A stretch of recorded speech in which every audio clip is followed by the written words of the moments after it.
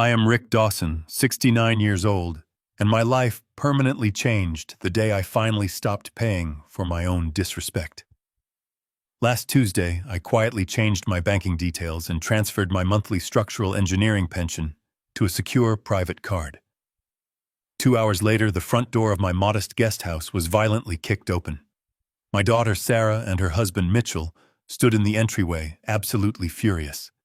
Mitchell screamed that the old debit card had just been swallowed by an ATM at a luxury car dealership, and he demanded my new personal identification number immediately.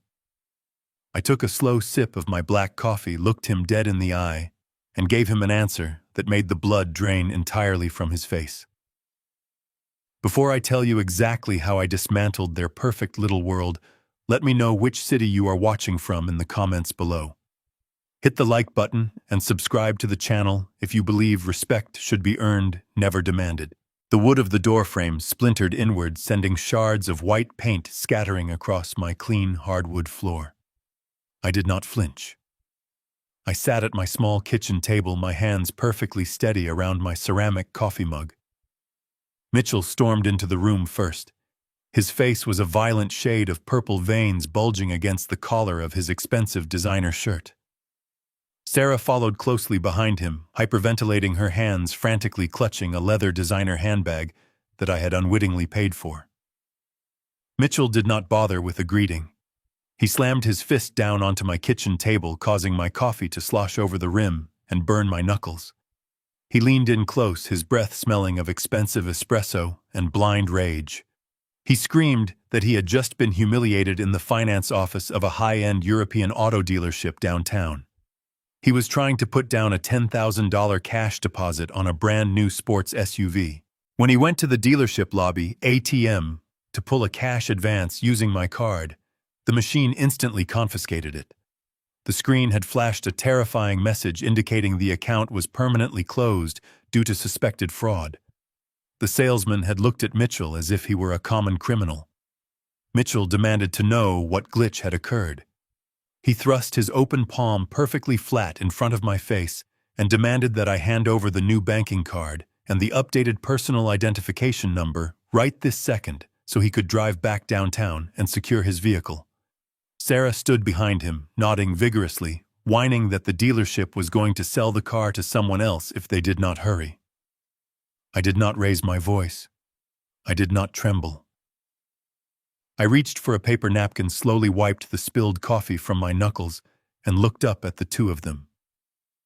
I let the silence stretch until the sheer weight of it made Sarah shift uncomfortably on her feet.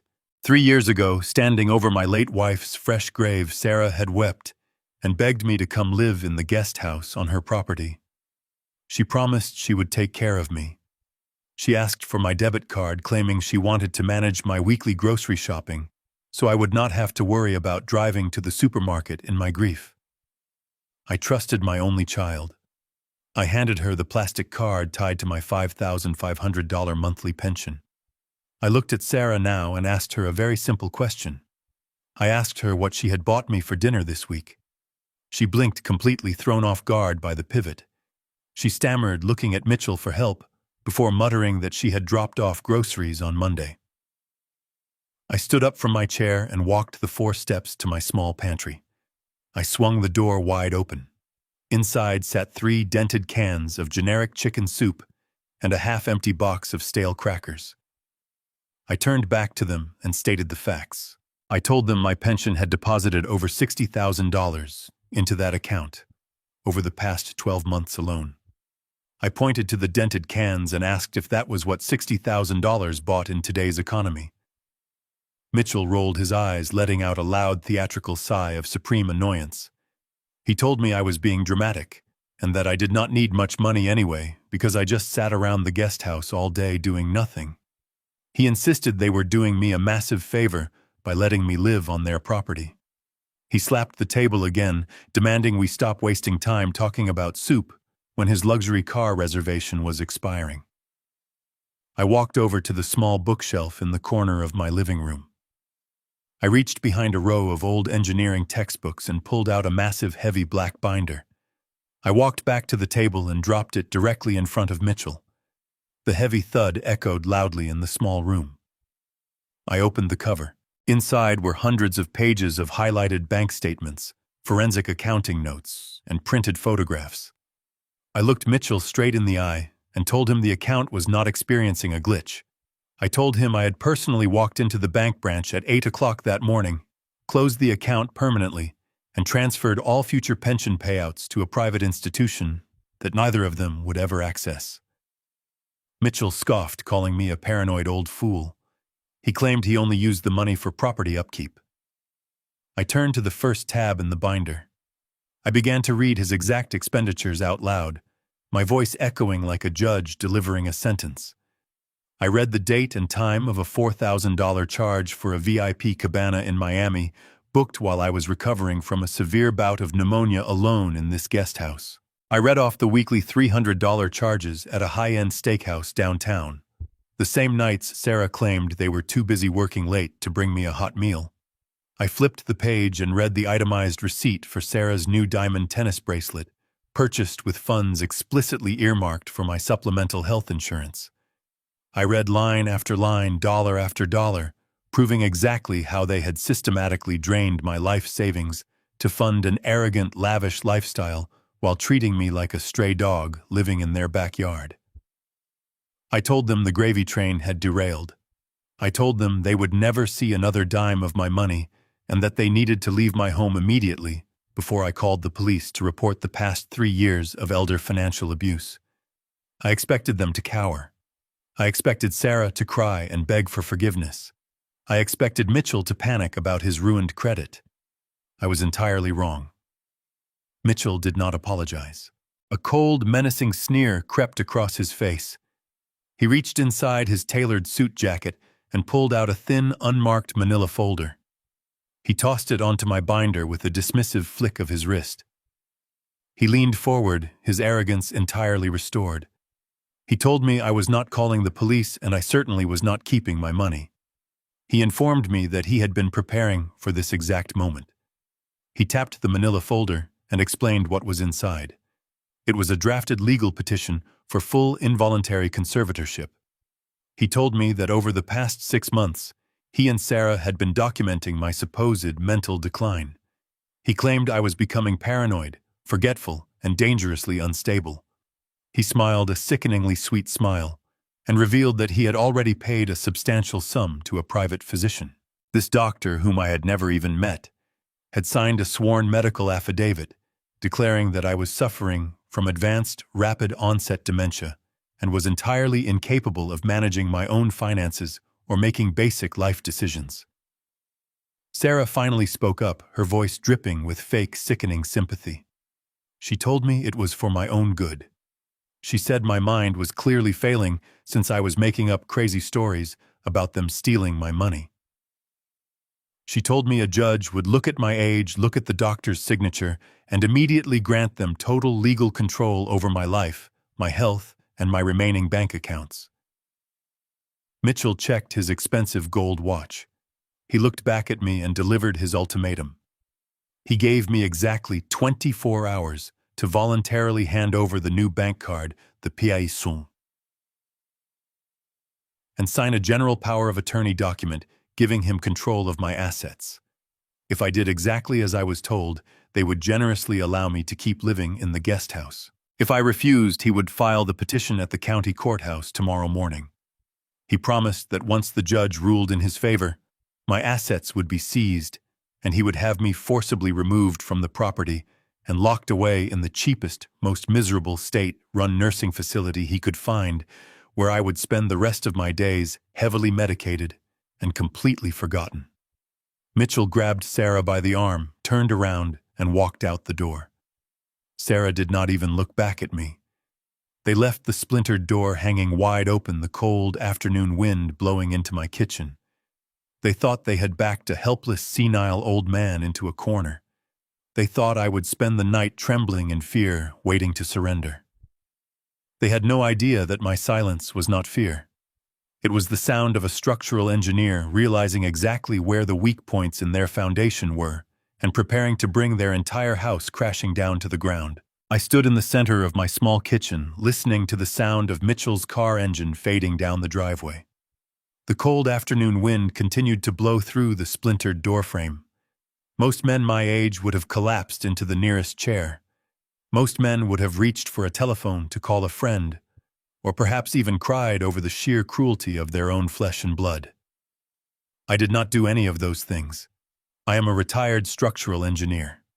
I spent 40 years calculating load-bearing walls, stress fractures, and the exact moment a foundation will buckle under pressure. I knew immediately that Mitchell was not acting out of mere anger over a canceled car reservation. His confidence was too absolute. His timeline of 24 hours was too specific. The pension was merely the loose thread. The true prize was something much larger. If they were willing to commit perjury by hiring a corrupt doctor to declare me legally incompetent, they were not doing it just to secure my monthly checks. They were doing it to seize total control of my entire estate. They wanted the main house, the property, the investments, and the authority to liquidate my entire existence. I had built a fortress for my daughter, and now her husband was trying to lock me in the dungeon. I walked into my bedroom, put on my heavy wool coat, and grabbed my car keys. I had less than 23 hours left. I backed my vintage car out of the driveway and headed straight toward the downtown financial district. The drive took exactly 35 minutes. I did not turn on the radio. The silence inside the cabin was absolute, mirroring the cold, calculated focus settling over my mind. I was no longer a grieving widower trying to keep the peace. I was a man preparing for war. I pulled into the underground parking garage of the tallest glass building in the city. I rode the elevator up to the 42nd floor. The polished brass letters on the double glass doors read, "Evans and Associates." Bradley Evans was not a friendly neighborhood attorney. He was a ruthless, highly expensive estate lawyer who specialized in dismantling hostile or corporate takeovers and entirely destroying fraudulent asset grabs. I had hired Bradley a decade ago to structure my original trust, and I knew he possessed the exact lack of mercy I currently required. The receptionist at the front desk opened her mouth to ask if I had an appointment, but I walked straight past her mahogany desk. I pushed open the heavy oak door to Bradley's private corner office. He looked up from his computer screen, his sharp eyes narrowing behind his wire-rimmed glasses. He saw the expression on my face, immediately closed his laptop, and gestured toward the leather chair across from him. I did not offer a polite greeting. I sat down and placed both of my hands flat on his desk. I told him my son-in-law had just threatened me with an involuntary conservatorship petition and possessed a forged medical affidavit declaring me mentally incompetent. Bradley did not gasp or express sympathetic outrage. He simply reached for a fresh legal pad and a silver pen. He asked me for the exact timeline. I told him Mitchell had given me a 24-hour ultimatum to sign over my power of attorney, or he would file the petition with the county courthouse tomorrow morning. Bradley wrote down 3 words on the pad and underlined them twice. He leaned back in his chair, tapping the pen against his chin. He told me that in this state, a corrupt judge could grant an emergency temporary conservatorship based solely on a sworn physician statement, especially if the petitioner claimed the elderly subject was a danger to themselves. Once that temporary order was signed, Mitchell would have immediate unchecked legal authority to freeze my bank accounts, change the locks on my guest house, and forcefully relocate me to a psychiatric ward for evaluation. Bradley looked me directly in the eyes and told me we were no longer dealing with a greedy family dispute. We were operating inside a highly coordinated legal ambush. Bradley immediately picked up his desk phone and dialed his senior paralegal. He ordered her to drop every other file and run an emergency background check on all legal filings under Mitchell's name across every county in the state. He wanted to know exactly which corrupt doctor Mitchell had paid off. As we waited, Bradley pulled up my master estate file on his massive dual monitors. He reviewed the deed to the property where Sarah and Mitchell currently lived. I had paid for that house in cash 15 years ago. I had put the deed in my own name to protect Sarah in case her marriage ever failed. I told Bradley that Mitchell had always hated living in a house he did not legally own. Bradley began running a real-time audit on the property. Title history, his fingers flying across the keyboard. The office was completely silent, except for the rapid clicking of the keys. Suddenly, Bradley stopped typing. The cursor blinked ominously on the screen. He leaned closer to the monitor, his jaw tightening. He slowly turned the monitor around so I could see the screen. He pointed to a newly registered lien recorded against the main property just 3 weeks ago. Mitchell had not just been stealing my pension. He had discovered a way to bypass the title and borrow against the physical dirt beneath my feet. The legal battlefield had just expanded, and the sheer scale of their betrayal was finally coming into the light. I looked at the massive dollar amount displayed on the glowing screen. Mitchell was attempting to steal hundreds of thousands of dollars before locking me away forever. Our race against time had officially begun. I stared at the glowing computer screen on Bradley's mahogany desk. The word lien was entirely foreign to my understanding of that specific property. 15 years ago, I walked into a commercial real estate office and wrote a certified cashier's check for the full purchase price of that house. I did it because my daughter Sarah was complaining about the immense stress of potentially taking on a 30-year mortgage. I wanted my only child to have a permanent fortress. I wanted to give her a home that could never be taken away by a collapsing economy or a sudden job loss. I handed them the keys with a completely clean title. There was no mortgage. There was no corporate bank involved in the transaction.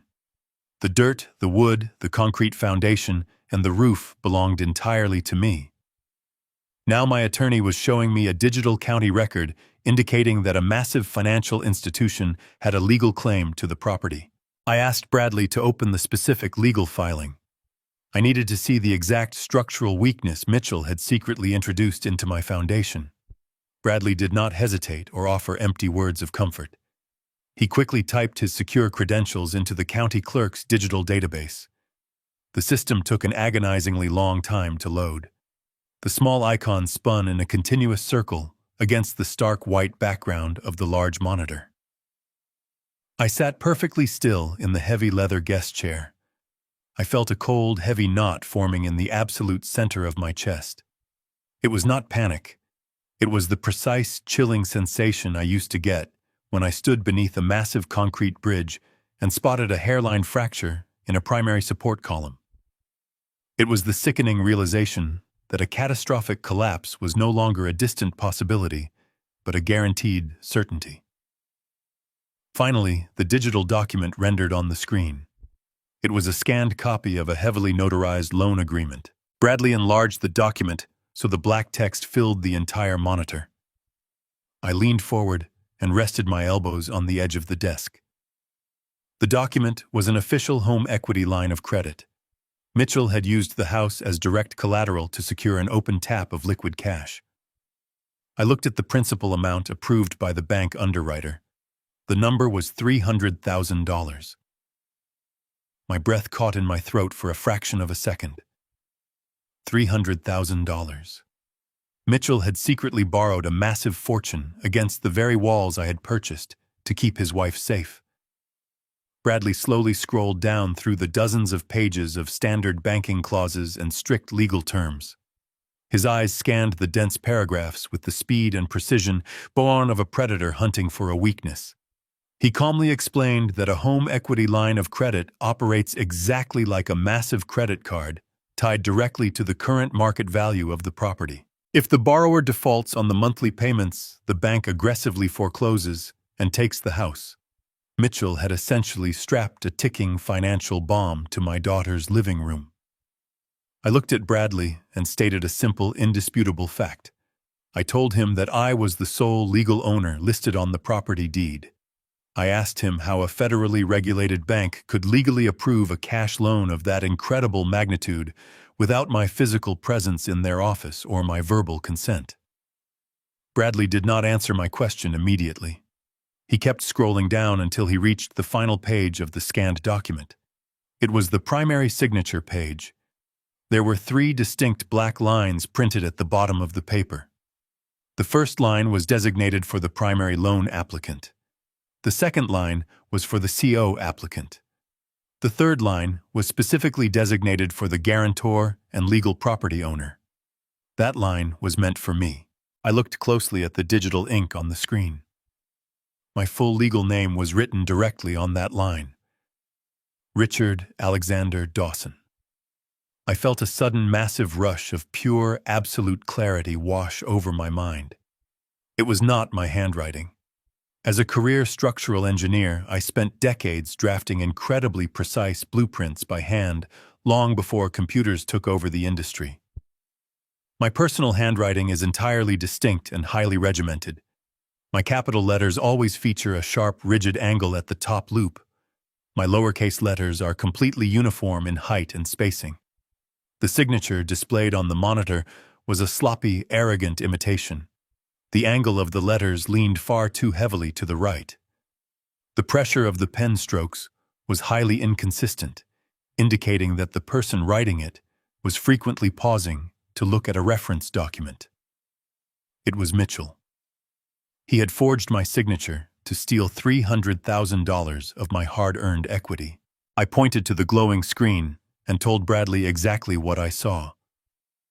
I broke down the physical mechanics of the obvious forgery with the exact same cold detachment I would use to explain a failed concrete pour to a construction crew.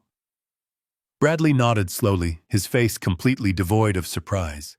He leaned back in his tall leather chair and steepled his fingers together. He told me that executing this level of financial fraud requires a highly coordinated and deliberate effort. Mitchell did not just sit at a kitchen table and forge my signature. He had to falsify my personal income statements, provide fake tax returns to the bank underwriters, and most importantly, find a highly corrupt or criminally negligent notary public to legally stamp the document. Bradley pointed to the blurry blue notary seal stamped directly next to my forged name. He wrote the name of the notary down on his yellow legal pad. He looked me in the eye and told me that this single piece of paper escalated the situation from a minor family dispute over a stolen pension into federal bank fraud and aggravated identity theft. He stated clearly that these are severe felonies that carry mandatory federal prison sentences. The scattered pieces of the puzzle suddenly snapped together in my mind with terrifying precision. I finally understood the arrogant 24-hour ultimatum Mitchell had delivered in my kitchen. I finally understood the fake dementia diagnosis and the immediate threat of involuntary conservatorship. Mitchell was not trying to steal my future monthly pension checks. He had already stolen $300,000, and the money was completely gone. I explained my theory to Bradley. Mitchell had likely maxed out the fraudulent credit line to fund his lavish vacations and luxury car purchases. The monthly interest payments on a loan of that size were likely astronomical. He was drowning in his own hidden debt. If he missed a single payment, the bank would issue a formal default notice directly to me because I am the legal property owner. The entire criminal scheme would be instantly exposed. The only way Mitchell could prevent me from discovering the massive property lien was to have a judge declare me legally incompetent. If he successfully became my court-appointed conservator, he would intercept all my incoming mail, control my bank accounts, and have the legal authority to quietly sell the house to cover his tracks while I rotted away in a locked psychiatric ward. The most devastating realization of the afternoon was not the stolen money or the forged signature. It was Sarah. I sat back in the chair and looked out the massive window of Bradley's office at the gray city skyline. I thought about my only daughter standing in my kitchen just an hour ago. She had nodded eagerly when Mitchell threatened to lock me away in a state-run nursing facility. She had looked at me with disgust and called me crazy. Was she fully aware of the forged $300,000 loan? Or was she simply a willing participant in the smaller plan to steal my pension money? I realized in that quiet office that the answer did not matter anymore. She had chosen her side. She had stood by silently while an arrogant man threatened to permanently strip away my basic human rights. She had treated the father who gave her everything like a disposable inconvenience. The lingering emotional attachment I had to the idea of my family completely evaporated in that room, leaving behind nothing but cold resolve. I turned my attention back to my attorney. I told Bradley that I did not want to merely stop the conservatorship petition. I wanted to completely dismantle their comfortable leftsuns. I wanted every single illegal action exposed to the absolute harshest light of the law. Bradley smiled for the first time since I walked into his office. It was a cold, sharp smile that promised absolute ruin for my enemies. He told me that in order to destroy them, we had to ensure my mental competency was completely unquestionable. The forged signature was a powerful weapon. But if Mitchell managed to get a corrupt judge to sign the emergency conservatorship order tomorrow morning, all my assets, including my ability to pay Bradley, would be frozen instantly. I asked him what our immediate next move had to be. He looked at the heavy clock on his office wall. It was 3 p.m. He told me I was going to undergo the most rigorous psychological and cognitive evaluation available in the state. He said I was going to secure certified legal proof of my perfect mental health before the sun came up tomorrow. Bradley made a single phone call to a private expedited medical clinic authorized by the state Supreme Court. At 6 a.m, I was sitting in the sterile waiting room of the Cognitive Evaluation Center. I had not slept a single minute the night before. I spent the entire night sitting at my small kitchen table reviewing decades of complex mathematical formulas and structural engineering blueprints from my memory. I needed my mind to be as sharp as a scalpel. I was not going to let a greedy son-in-law steal my dignity based on a lie. A young nurse called my name and led me down a long white hallway into a windowless examination room. 3 doctors were waiting for me seated behind a long folding table. They were the state-appointed independent medical board. Their sole job was to determine if an elderly citizen was mentally fit to manage their own life or if they needed to be stripped of their basic human rights and handed over to a legal guardian. The lead doctor was a stern-looking woman with a thick metal clipboard.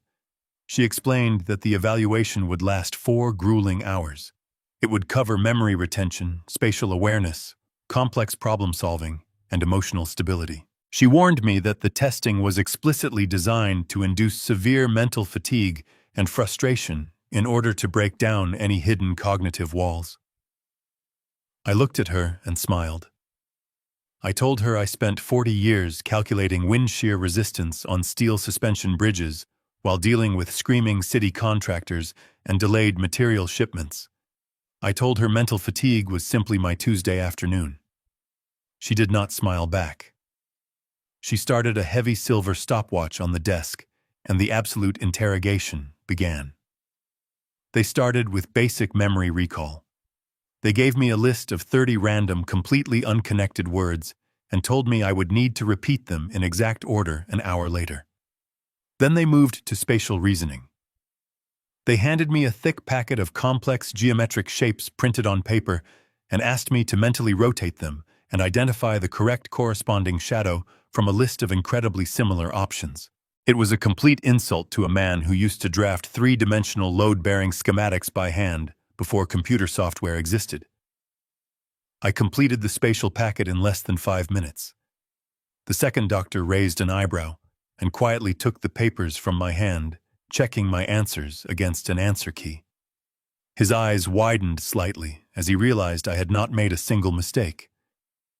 Then came the mathematical logic portion. They asked me to perform rapid sequential subtractions of prime numbers descending from a massive starting figure. I did not even blink or pause to take a breath. I rattled off the numbers with the precise rhythmic cadence of a metronome staring directly at the wall behind them. The third hour was entirely psychological and conversational. They wanted to see if I was suffering from paranoia or age-related delusions. The lead doctor asked me why I believed my family was trying to steal my money. She asked if I was hearing voices or seeing things that were not actually there. I leaned forward in my chair. I did not sound angry or defensive. I sounded purely clinical and detached. I calmly explained the exact sequence of events that had occurred over the last 24 hours. I detailed the closed bank account, the missing pension funds, and the forged $300,000 home equity line of credit. I gave them exact dates, exact dollar amounts, and the specific name of the corrupt notary public my attorney had identified during our real-time audit. I told them I was not paranoid or confused. I was simply the primary victim of highly documented financial fraud. I told them my attorney Bradley Evans would be subpoenaing this very medical record to use in a federal bank fraud trial against my own family. The room grew incredibly quiet. The doctors stopped writing on their clipboards and stared at me. The fourth and final hour arrived. The lead doctor asked me to recite the 30 random words she had given me at the very beginning of the evaluation. I did not hesitate for a fraction of a second. I recited all 30 words perfectly. Then I recited them in reverse alphabetical order just to make my point absolutely clear. The stopwatch clicked off. The three doctors gathered their papers and left the room to deliberate in private. I sat alone in the quiet white room for 20 agonizing minutes. I listened to the low hum of the fluorescent lights above me. I felt a profound sense of peace settling over my chest.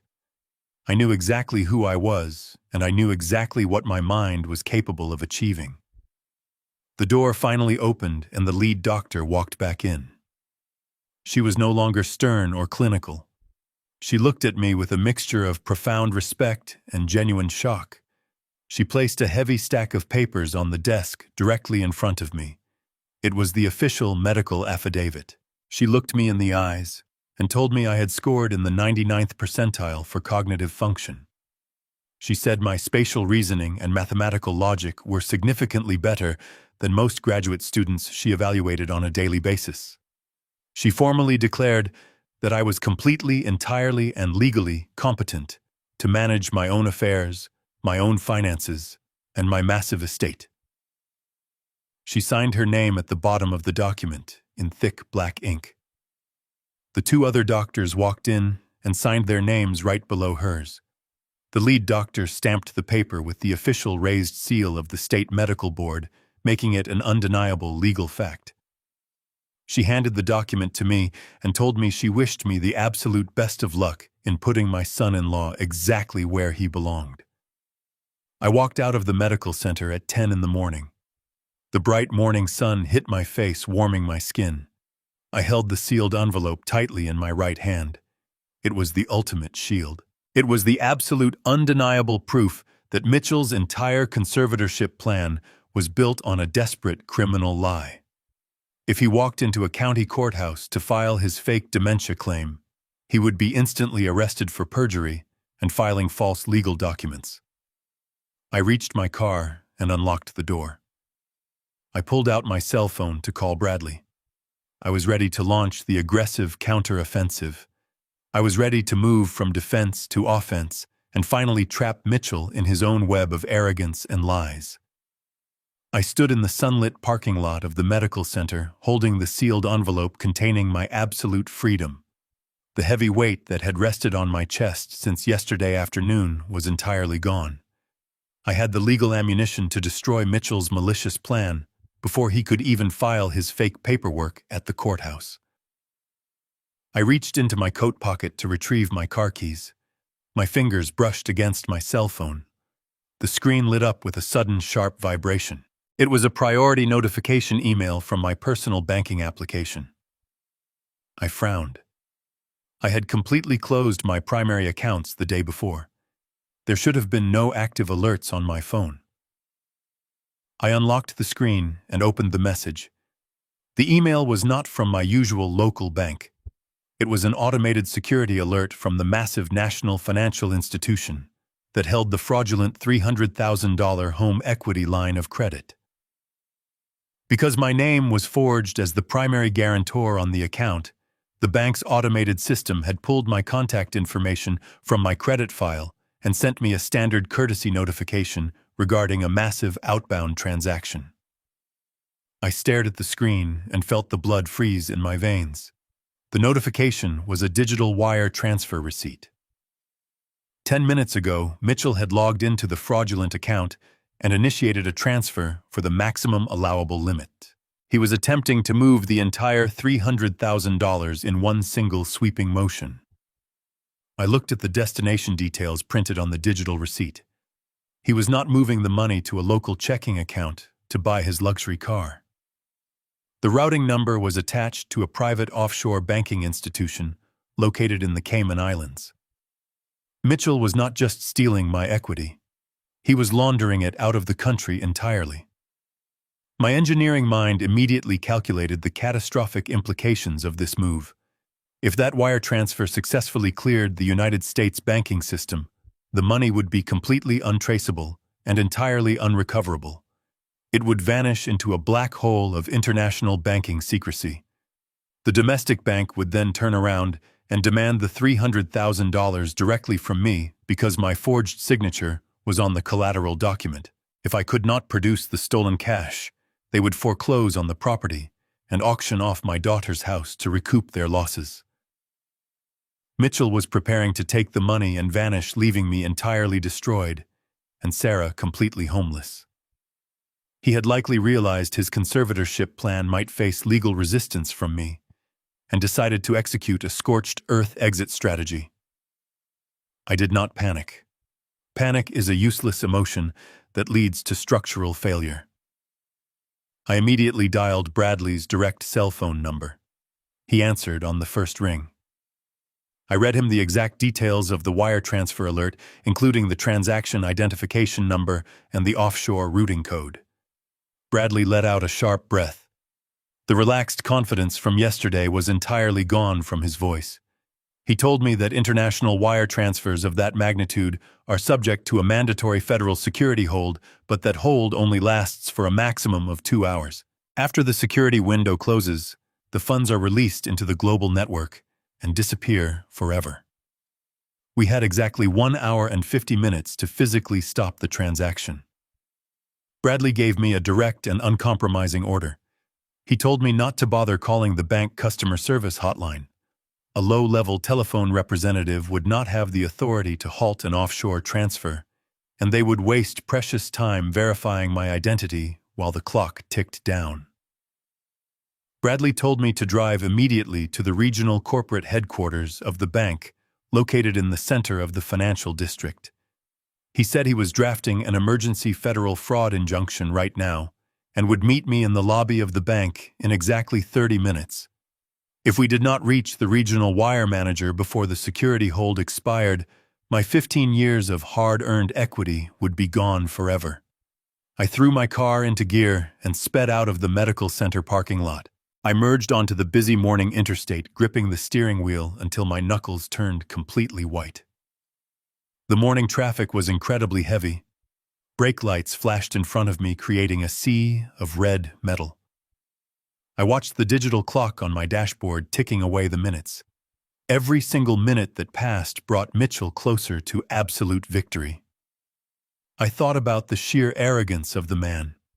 He believed he could forge my name, steal my wealth, and simply wire it to a tropical island without consequence. He believed my age made me slow and oblivious. I pressed my foot down on the accelerator, weaving my vintage car through the narrow gaps in the heavy traffic. I was not going to let a spoiled, arrogant thief steal the foundation I had built for my family. I arrived at the towering glass skyscraper that housed the bank's regional headquarters, with exactly 1 hour left on the security hold. I left my car parked illegally in the front loading zone, not caring about the inevitable parking ticket. I sprinted through the revolving glass doors into the massive marble lobby.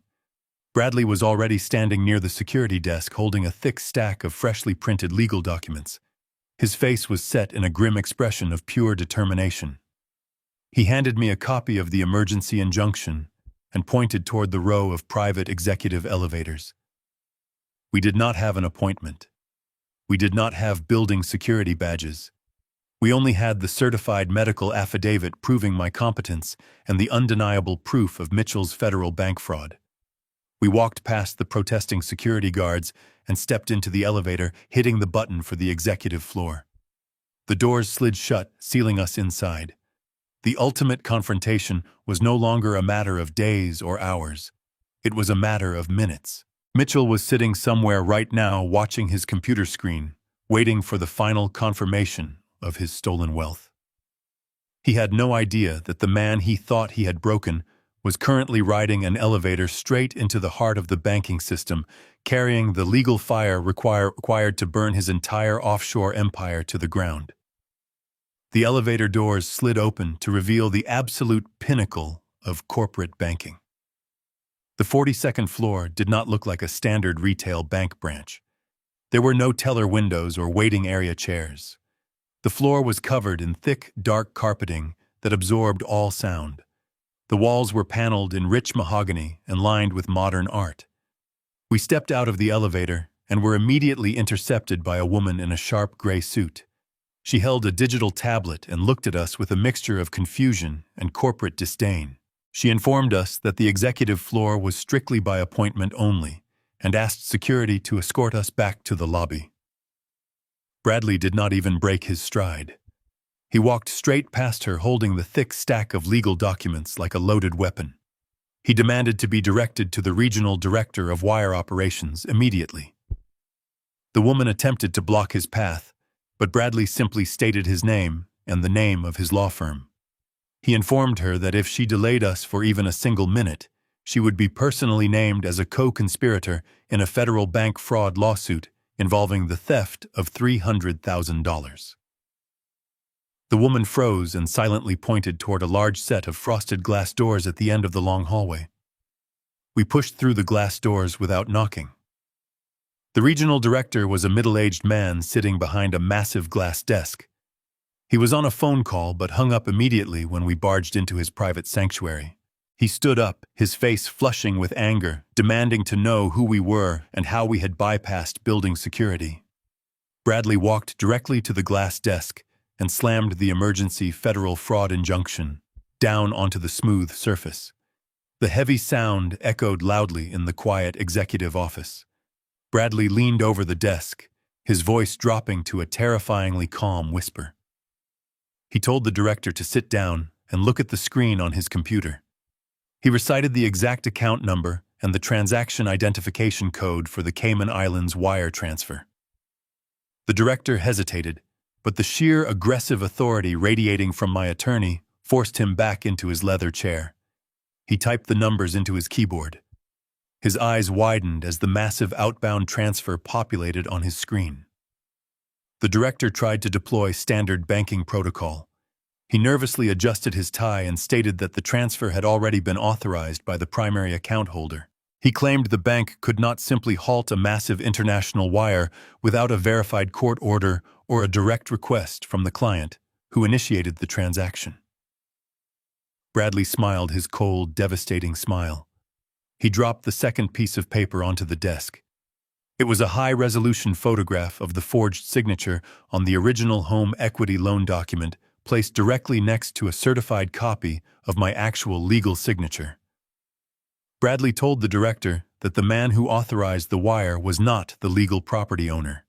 He informed the director that the bank had negligently approved a $300,000 credit line based on an incredibly sloppy forgery.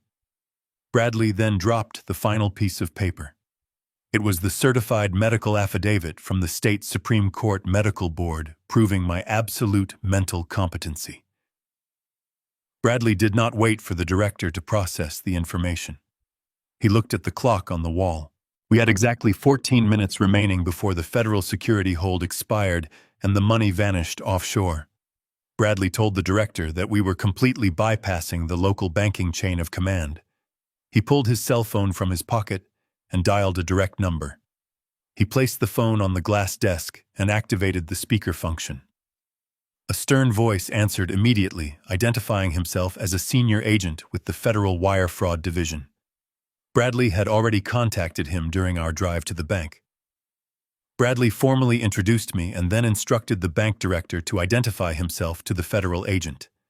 The director was sweating profusely now. He stated his name and his corporate title. The federal agent informed the director that he was looking at the real-time routing data for the Cayman Islands transfer. The agent ordered the director to manually override the local system and execute a hard freeze on the entire account hierarchy immediately. The director tried to argue that a hard freeze would lock the entire credit line and flag the account for a mandatory federal investigation. He warned that the bank would suffer a massive loss if the collateral was tied up in a federal court battle. I finally spoke up. I leaned over the desk, looking the panicked executive dead in the eyes. I told him he was no longer worried about a financial loss. I told him he was currently harboring stolen funds. I explained that if he let that money leave the United States, I would not just sue the bank for the lost equity. I would use my remaining wealth to ensure the federal government investigated every single loan his department had approved over the last 5 years. I told him I was a structural engineer, and I knew exactly how to find the weak points in a massive corporate foundation. I promised him I would tear his entire career down to the studs. The director swallowed hard. He looked at the phone. He looked at the forged signature. He looked at the clock. We had exactly 7 minutes left. He turned back to his computer keyboard. His hands were shaking slightly as he typed a long sequence of administrative override codes into the banking software. He navigated through multiple security prompts, clicking past the standard warnings. He reached the final execution screen. He pressed the enter key with a heavy sigh of defeat. The glowing monitor on his desk instantly refreshed.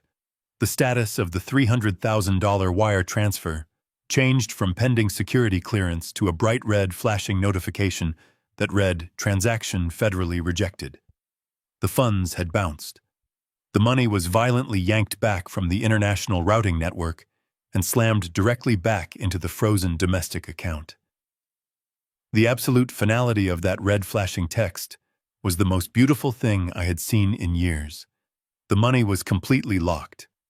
The entire fraudulent home equity line of credit was permanently frozen. Mitchell could not withdraw another single dime. He could not move the money offshore. He could not even access the account to see why the transfer had failed. The federal government now had a complete stranglehold on the stolen funds. Mitchell was officially trapped in a financial cage of his own making. Bradley thanked the federal agent and ended the call. He picked up his legal documents and placed them back into his leather briefcase. He looked at the sweating bank director and advised him to retain independent legal counsel because the federal investigators would be arriving at his branch very soon to review his negligent underwriting practices. We walked out of the executive office and took the elevator back down to the lobby. The entire operation had taken less than 20 minutes. I walked out of the glass building and stepped back into the bright afternoon sunlight. The city noise washed over me, but my mind was incredibly quiet and focused. I had successfully defended my perimeter. I had blocked the catastrophic structural failure. But the engineering mindset requires you to anticipate the immediate consequence of applying massive counter-pressure. Mitchell was sitting at home right now. He was likely refreshing his offshore bank account, waiting to see a massive influx of stolen cash. Very soon, he was going to receive a notification that his transfer had been violently rejected and his fraudulent credit line had been completely seized by federal authorities. He was going to realize that his perfect criminal plan had just spectacularly collapsed. I knew exactly what a man like Mitchell would do when backed into a corner. He would not surrender. He would panic. He would realize he was drowning in the massive interest payments he could no longer afford. He would realize his luxury lifestyle was instantly over. Desperation breeds extreme recklessness. I looked at Bradley and told him our defensive maneuvers were complete. It was time to prepare for the inevitable retaliation. Mitchell was going to come looking for something to sell, something to pawn, something to keep his sinking ship afloat.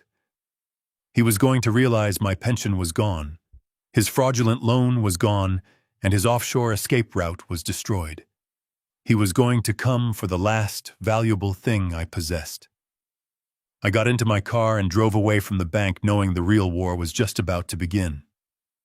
I did not drive straight home after leaving the corporate bank headquarters.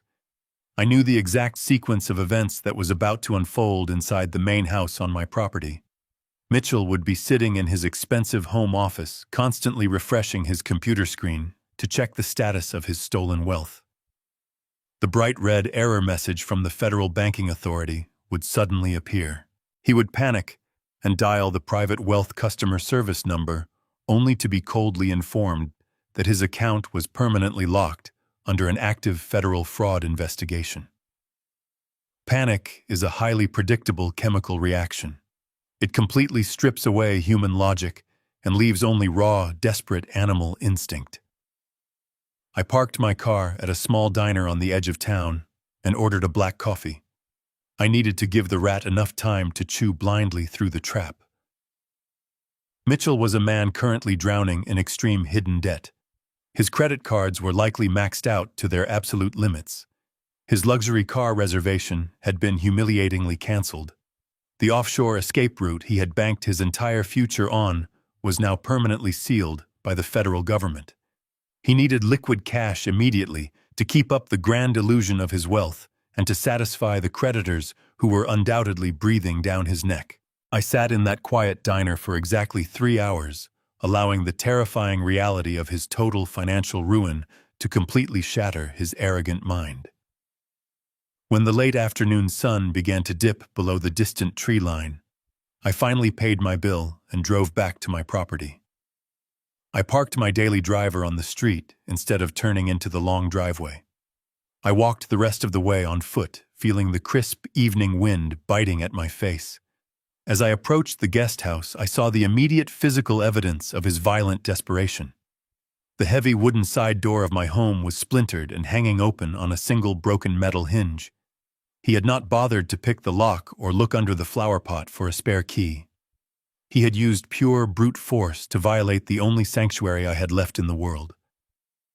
I stepped over the shattered wood and entered my home. The interior was completely destroyed. The small kitchen table where I drank my morning coffee was flipped upside down.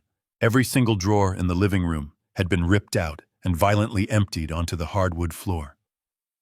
My old engineering textbooks were torn and scattered across the carpet. Mitchell had torn the place apart like a starving predator, looking for anything he could quickly sell to save his own skin.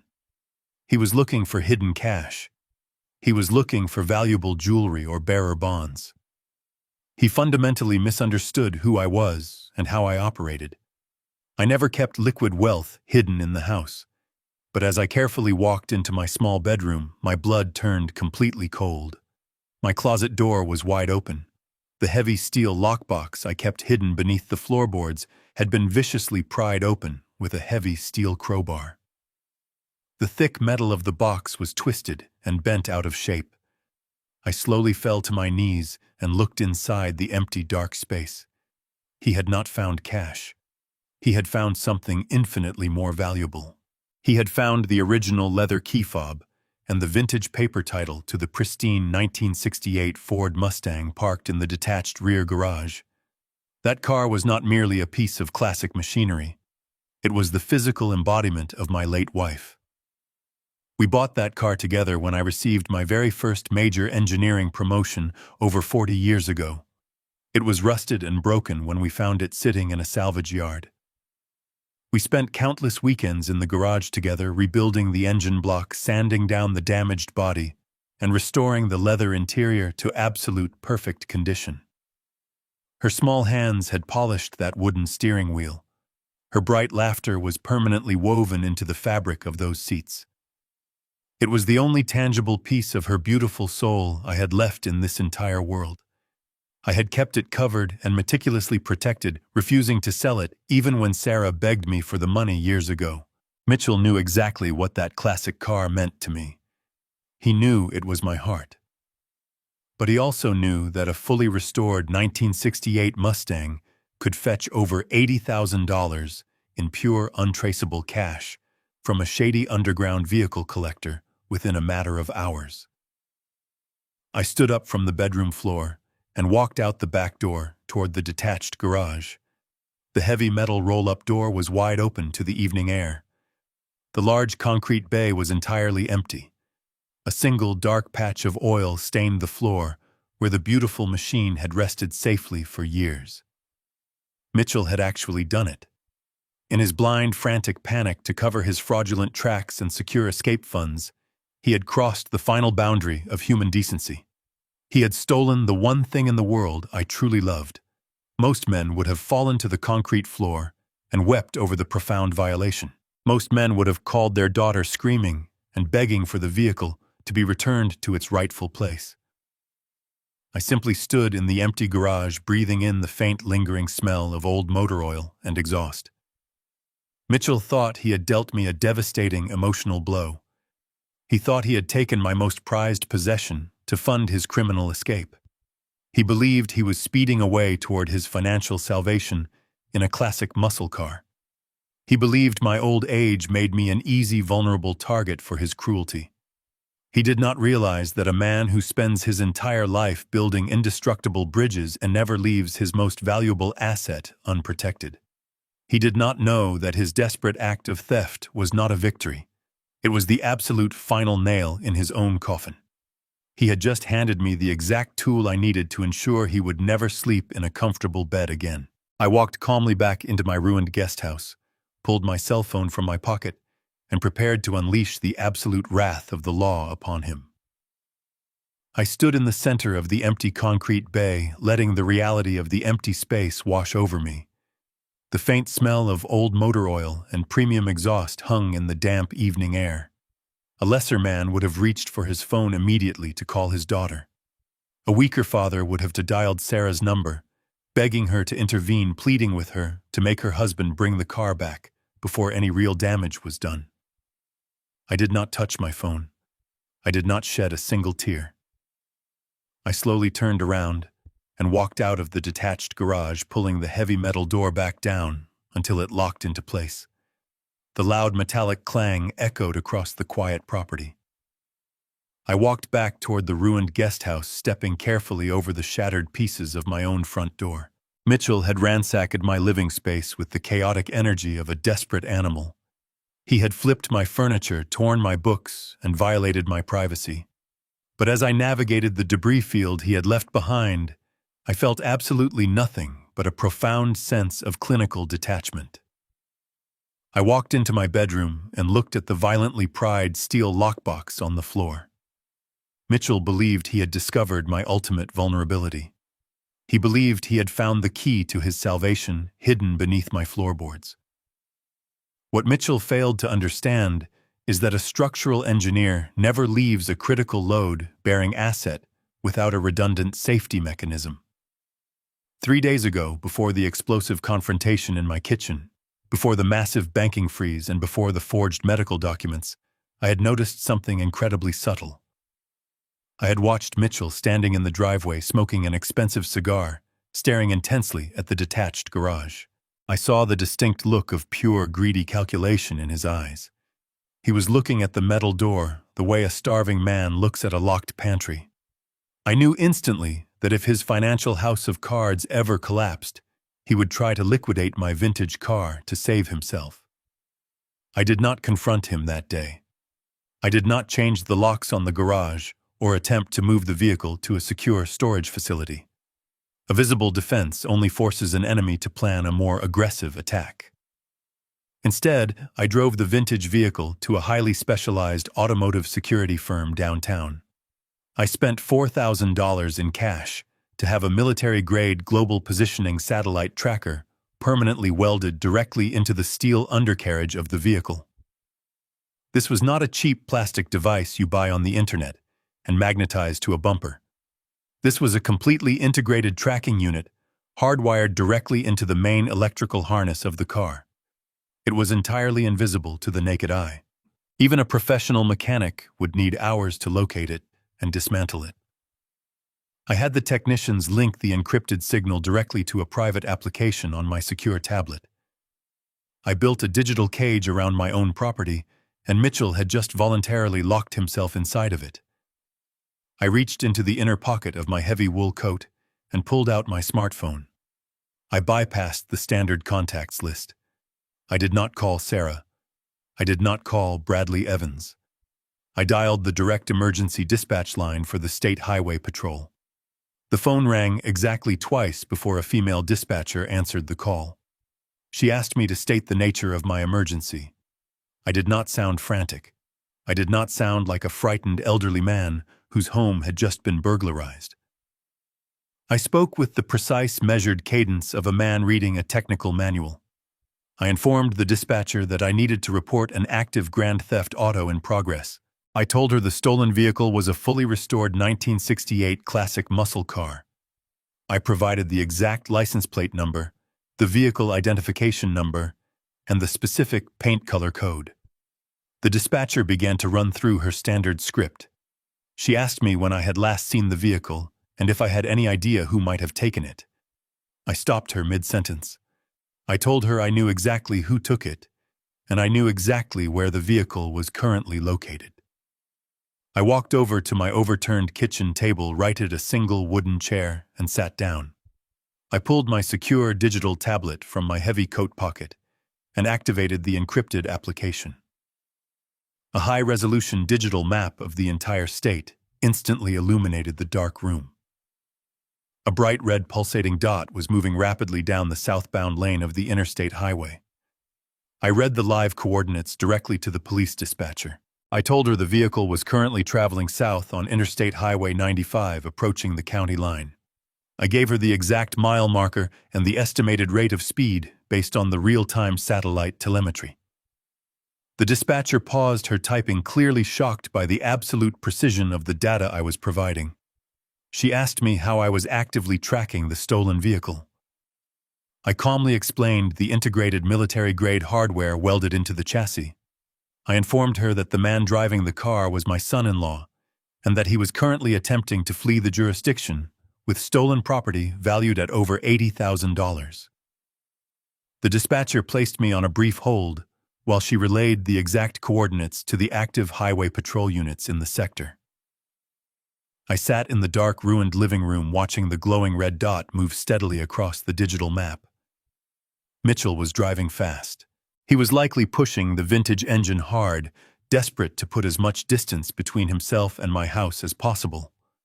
He was heading straight toward the state border. If he crossed that line, it would trigger a cascade of federal interstate commerce violations, adding massive weight to his impending criminal charges. He thought he was driving toward freedom.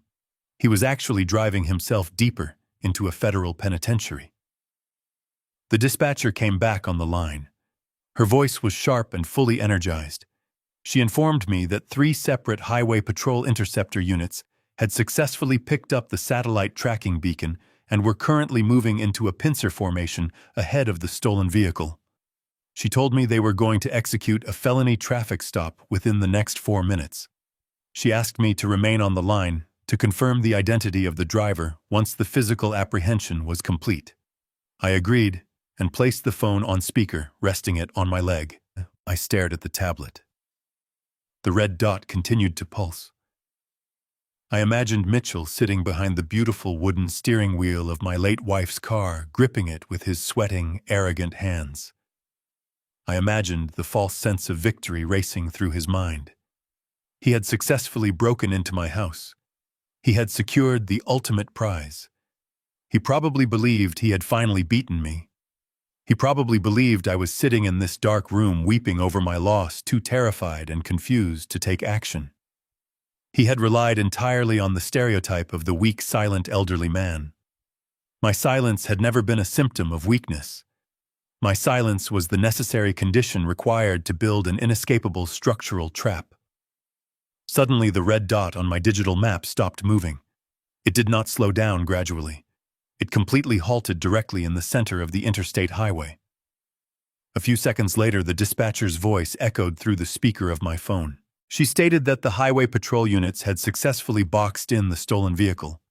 She reported that the suspect had been removed from the car at gunpoint and was currently being placed in heavy steel handcuffs on the asphalt.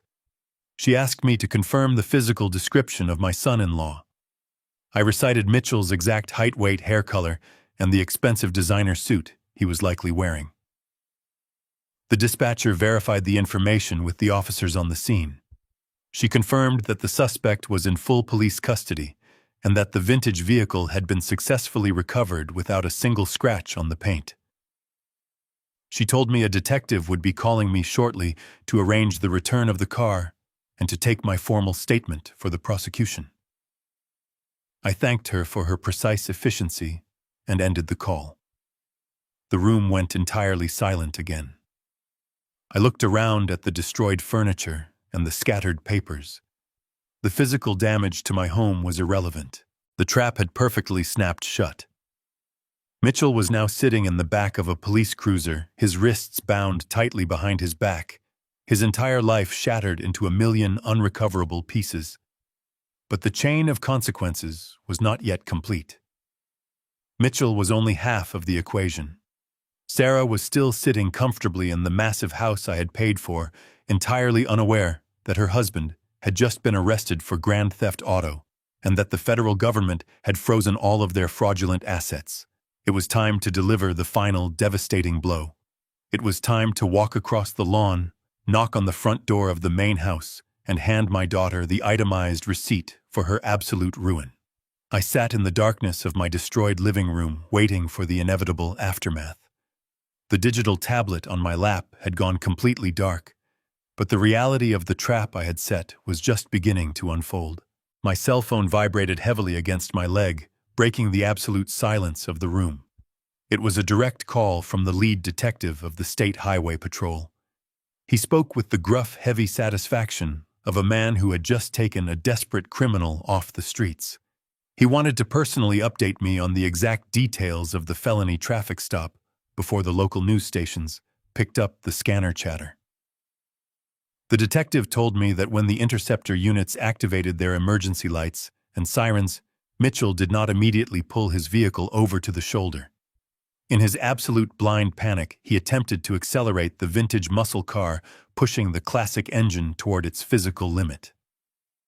He tried to weave through heavy interstate traffic, attempting to reach an upcoming exit. The detective explained that Mitchell was heading directly for an industrial district known for housing illegal vehicle dismantling operations, commonly referred to as chop shops. He intended to trade my priceless vehicle for pennies on the dollar to secure immediate, untraceable escape funds. But Mitchell was an arrogant corporate coward, not a professional getaway driver. He did not possess the skill to control a heavy rear-wheel drive machine at those extreme speeds.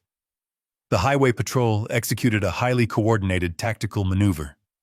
They boxed him in against the concrete median barrier and forced the vehicle to a complete halt without inflicting a single scratch on the pristine bodywork. The detective told me Mitchell locked the doors and stubbornly refused to exit the vehicle. He rolled up the windows and ignored the direct lawful orders of the armed officers. The police had to shatter the driver's side window with a steel baton. They drew their service weapons, reached inside the cabin, and physically dragged Mitchell out onto the rough asphalt. Mitchell had screamed and thrashed violently, threatening to sue the entire police department. He screamed that he was a wealthy, respected financial executive and that they were making a massive mistake. The officers responded by planting a heavy knee firmly into his spine and securing his wrists with heavy steel handcuffs. The detective assured me that Mitchell was currently sitting in a cold concrete holding cell at the county jail. He was facing multiple severe felony charges, including grand theft auto, fleeing and eluding law enforcement, and violently resisting arrest. The classic car was being carefully loaded onto a flatbed transport truck and taken to a highly secure indoor impound facility where I could retrieve it tomorrow morning. I thanked the detective for his precise professional work and ended the call. The silence returned to my ruined guest house, but it lasted for less than 10 minutes. I heard the frantic, chaotic sound of high heels clicking rapidly against the concrete walkway outside. The broken front door was suddenly pushed all the way open, hitting the interior wall with a loud thud.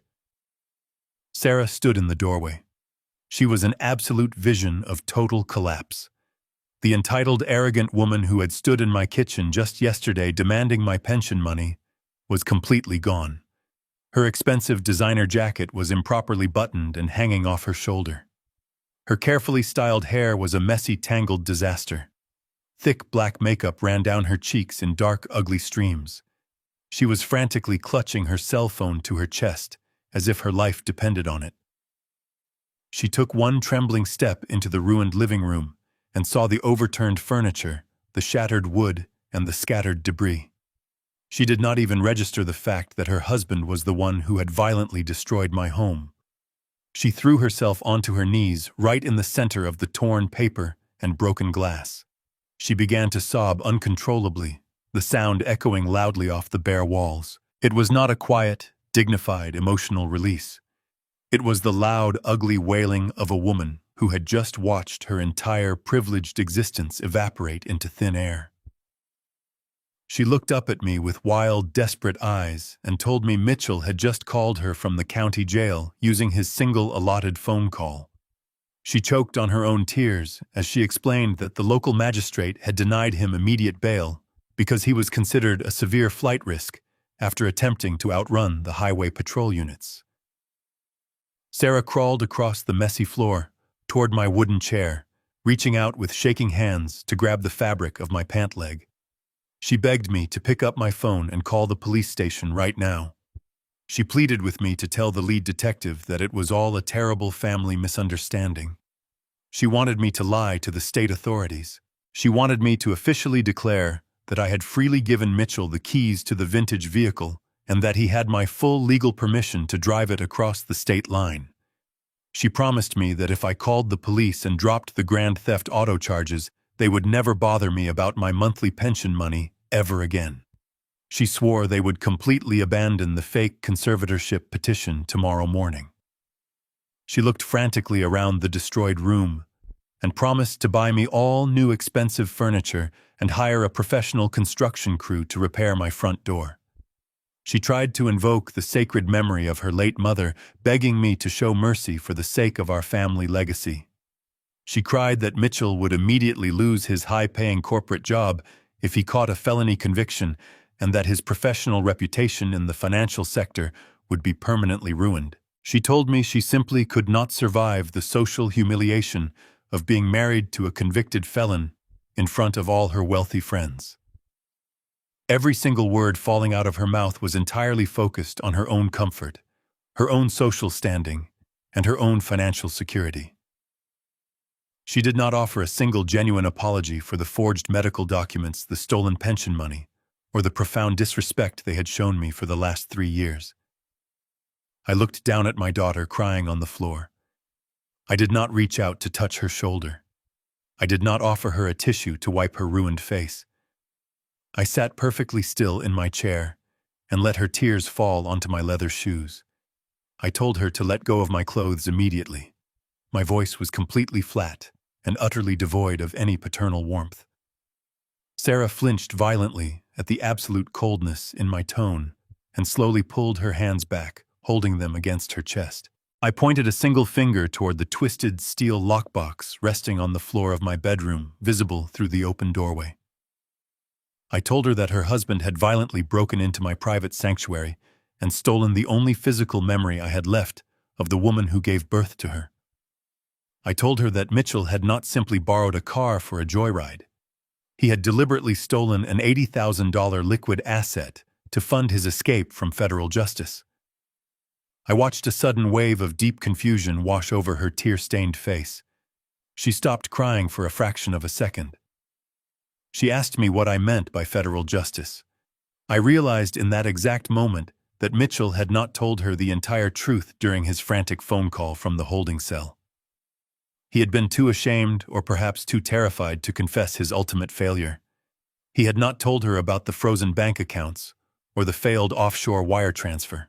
I leaned forward in my chair and looked directly into Sarah's terrified eyes. I told her I was not going to make a single phone call to save him. I told her the grand theft auto charge was completely legitimate, and I would be proudly testifying against him in open court. But I did not stop there. I reached onto the small side table next to me and picked up the heavy black binder.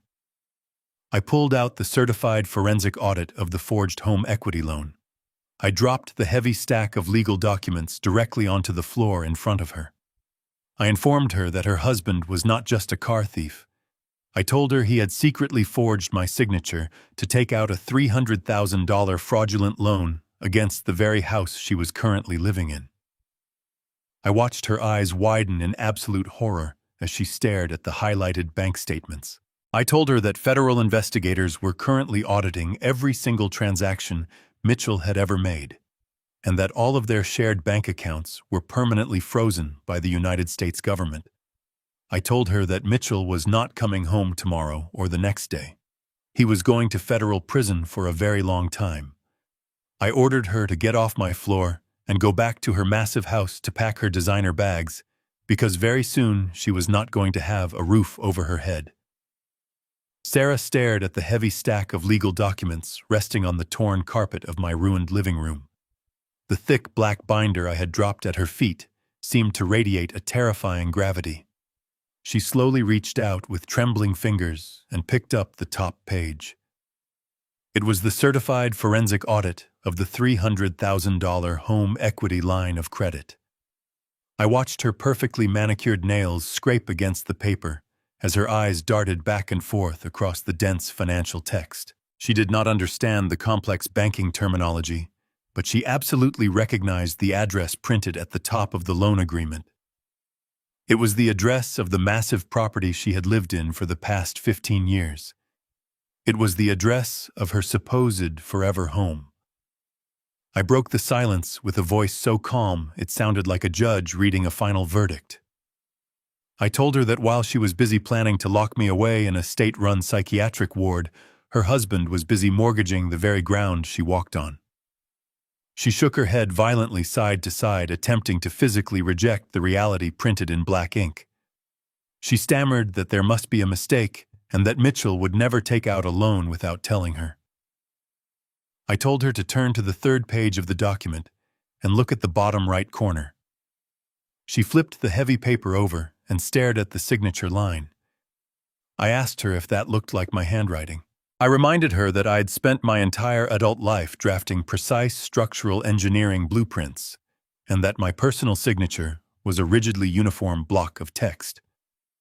The signature on that banking document was a sloppy, chaotic imitation. I told her that Mitchell had deliberately forged my name to bypass the deed restrictions. He had committed aggravated identity theft to steal $300,000 of my hard-earned equity, and he had used her house as the direct collateral. The color completely drained from Sarah's face, leaving her looking pale and suddenly very old.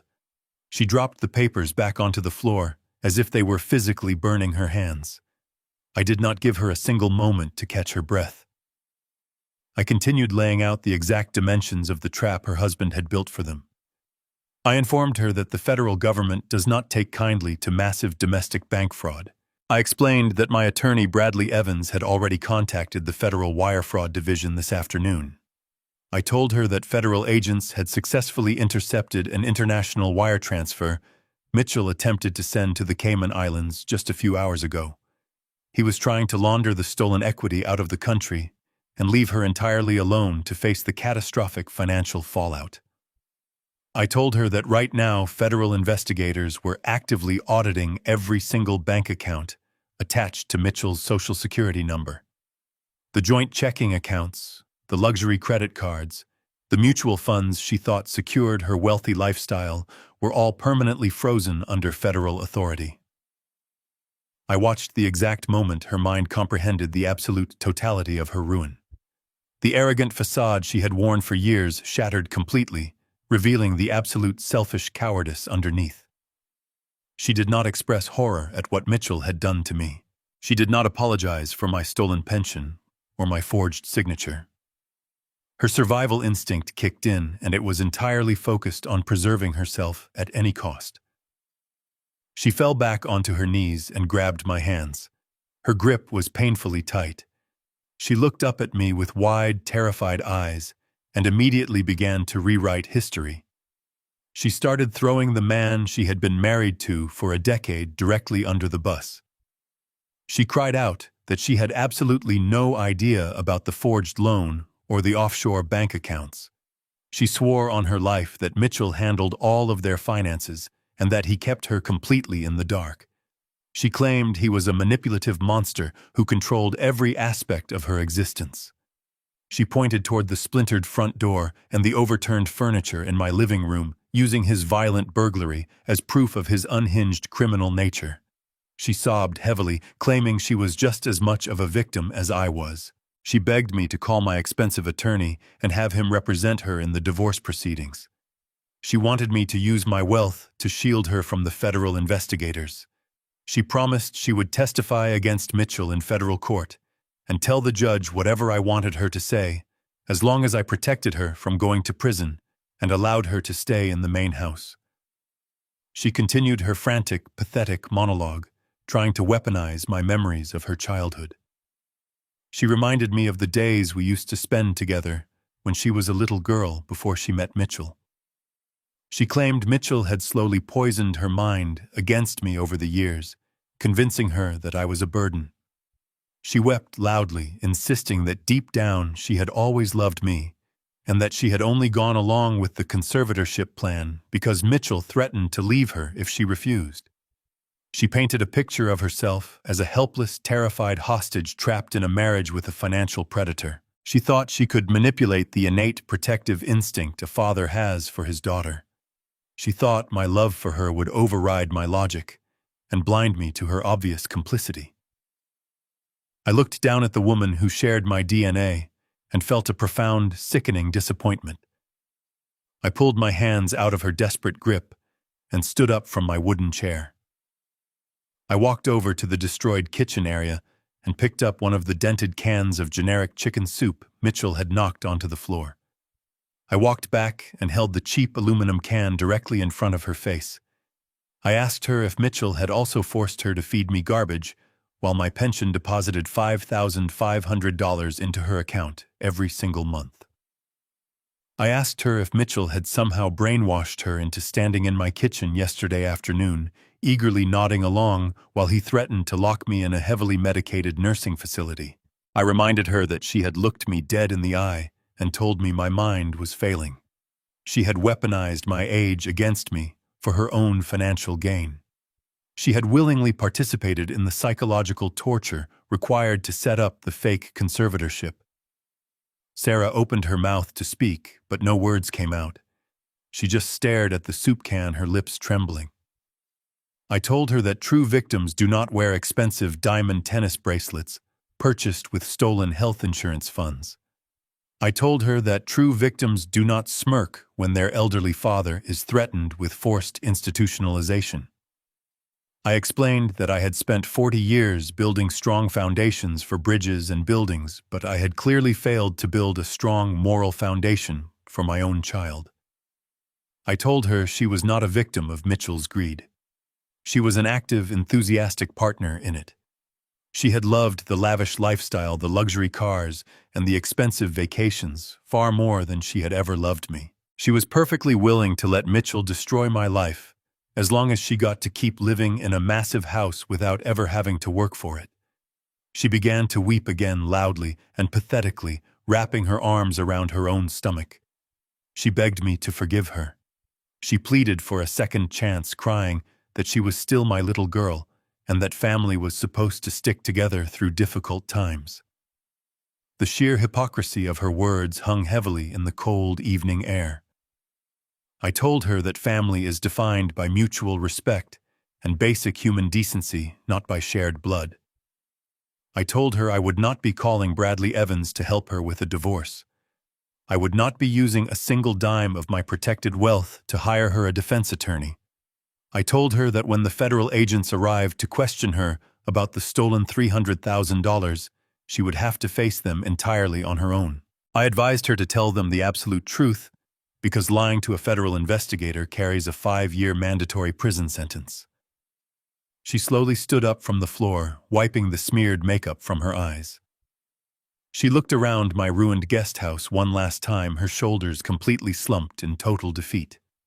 She whispered that she had nowhere else to go. She said her credit cards were already declining, and she had absolutely zero cash to her name.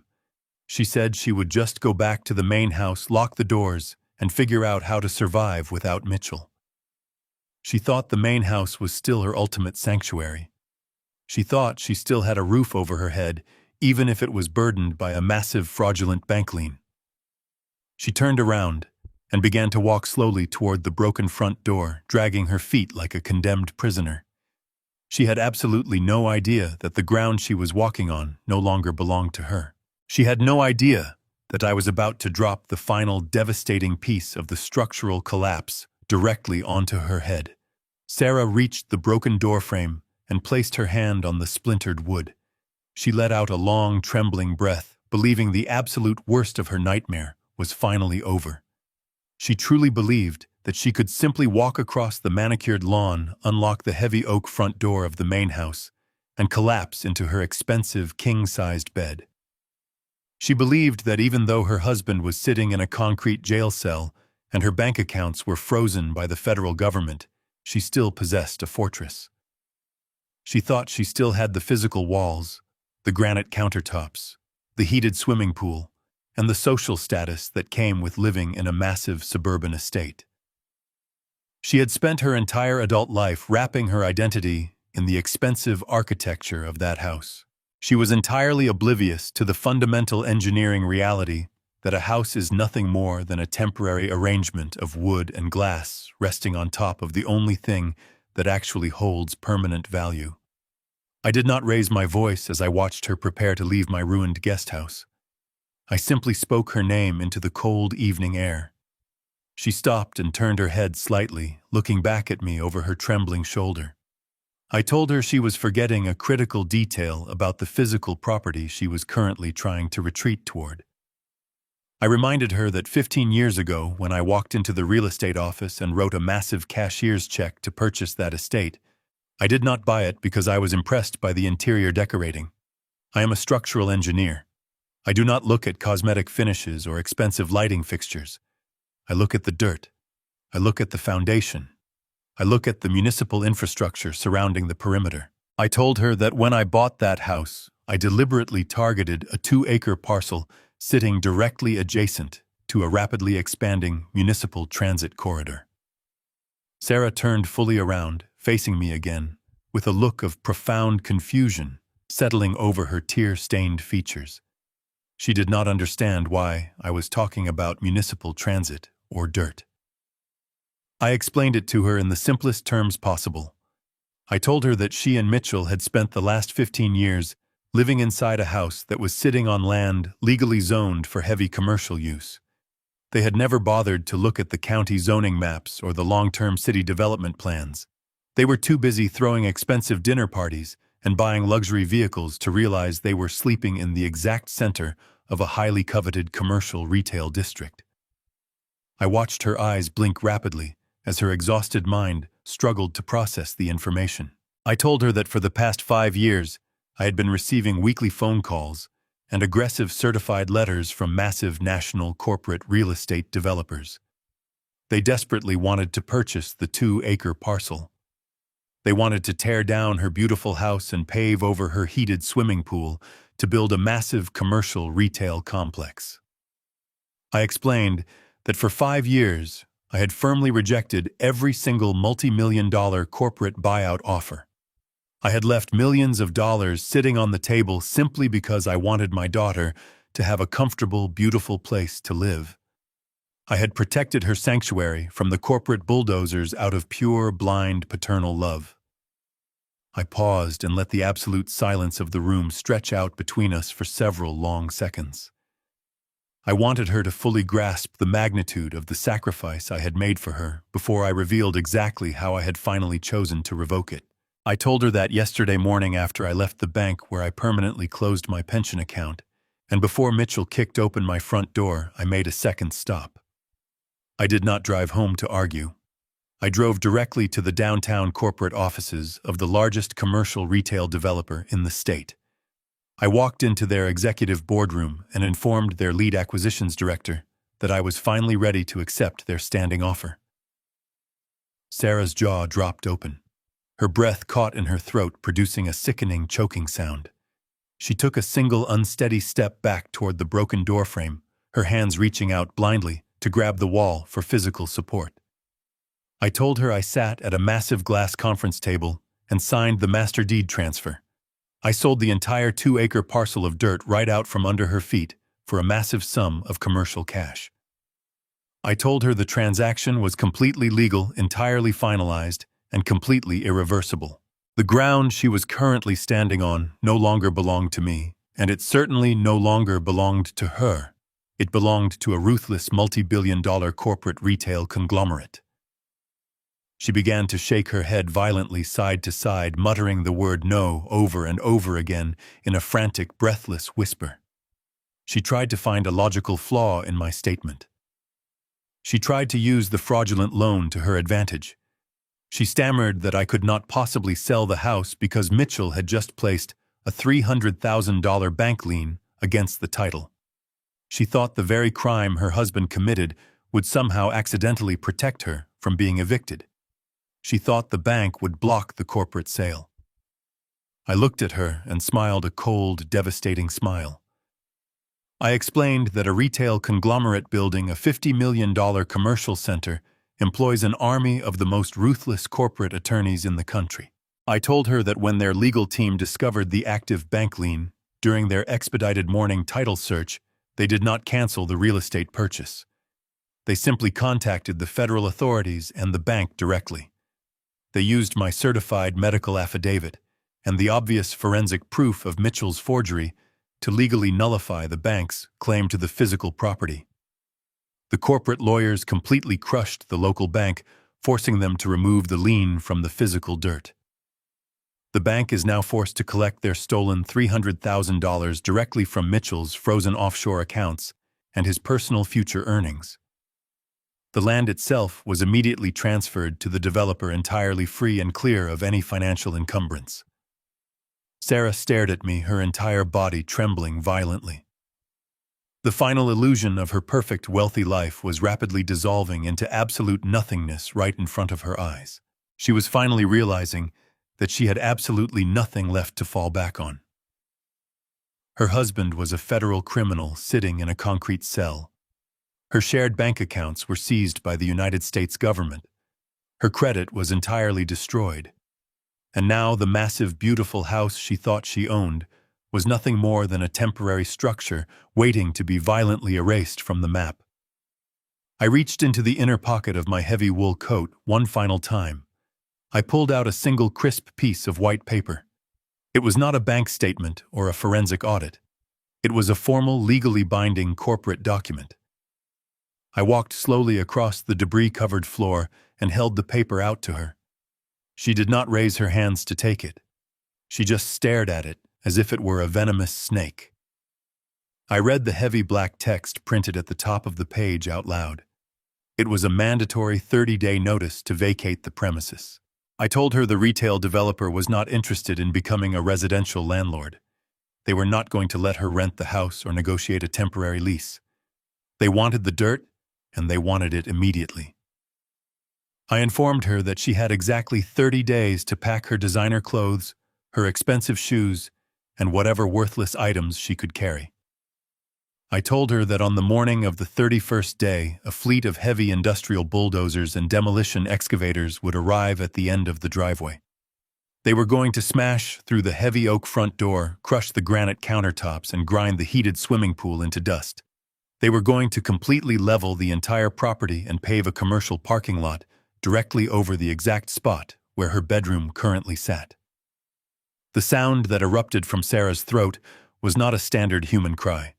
It was a raw, visceral, tearing scream of absolute psychological destruction. It was the sound of a woman plummeting headfirst into an endless dark abyss. She dropped to her knees on the splintered wood of the entryway, clutching her head in her hands, wailing with a terrifying, agonizing intensity. She had spent her entire adult life looking down on people who struggled, believing her wealth and her status made her completely invincible. She had treated me like a disposable nuisance, a broken old man who existed only to fund her lavish arrogance.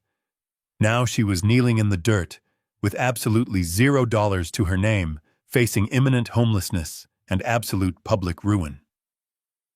I looked down at her crying form and felt absolutely no pity. I had given her a fortress, and she had chosen to invite a parasite inside to slowly devour the foundation. She had chosen to smile, while her husband threatened to lock me in a psychiatric ward. She had made her choice, and now she was simply experiencing the flawless mathematical consequence of a structural collapse. I stepped carefully around. Her trembling body walked out the broken front door and stepped into the cool evening air, leaving her entirely alone in the darkness to face the absolute devastation she had so eagerly helped create. The heavy mahogany doors of the county courthouse felt like the gates to an inevitable mathematical conclusion.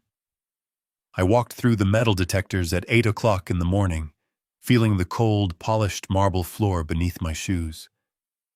I was wearing my best tailored charcoal suit, the one I had originally purchased for my late wife's funeral. I wore it today, not to mourn, but to bury the man who had tried to destroy my life. Bradley Evans walked confidently beside me, carrying his thick leather briefcase like an executioner's axe. The hallways were crowded with frantic people, weeping families, and overworked public defenders shouting over the chaotic noise. I felt absolutely no anxiety. A structural engineer knows that once the demolition charges are perfectly placed inside a condemned building, the actual collapse is simply a matter of gravity. Today, we were going to pull the final trigger. We entered courtroom number 4 and took our seats in the second row of the heavy wooden gallery benches. The air inside the room was stale and smelled faintly of floor wax and nervous sweat. I sat with my hands folded, resting on my lap, staring straight ahead at the raised judicial bench. 10 minutes later, the heavy side door connected to the holding cells swung open. A line of inmates shuffled into the room, bound together by thick steel chains around their waists and ankles. My eyes immediately locked onto the third man in the line. It was Mitchell. The arrogant corporate executive who had kicked down my front door just a few days ago was completely unrecognizable. He was wearing a violently bright orange county jail jumpsuit that hung loosely off his shoulders. His expensive haircut was a greasy, tangled mess. His face was pale and covered in a dark layer of coarse stubble. The reality of a cold concrete cell had entirely stripped away his polished financial armor. Mitchell scanned the gallery with frantic, terrified eyes until he saw me sitting next to Bradley. A sudden flash of pure, desperate hatred crossed his face, but he quickly masked it with a pathetic look of victimhood. The bailiff ordered the inmates to sit on the designated wooden bench along the wall. The judge, a stern-looking man with silver hair and a completely exhausted expression, took his seat at the top of the bench and slammed his wooden gavel. He began calling the docket cases one by one. I watched Mitchell nervously tapping his chained hands against his knees. He was entirely alone. Sarah was nowhere to be found in the courtroom gallery. She had completely abandoned him the moment she realized his financial empire had collapsed. When the clerk finally called Mitchell's name, he stood up awkwardly, the heavy metal chains clanking loudly in the quiet room. A young, exhausted public defender stepped up to the podium to stand beside him. The judge adjusted his glasses and looked down at the massive file sitting on his desk. He read the preliminary charges out loud into the microphone. Grand theft auto, fleeing and eluding law enforcement, and violently resisting a lawful arrest. The judge asked the public defender how his client wished to plead to the arraignment charges.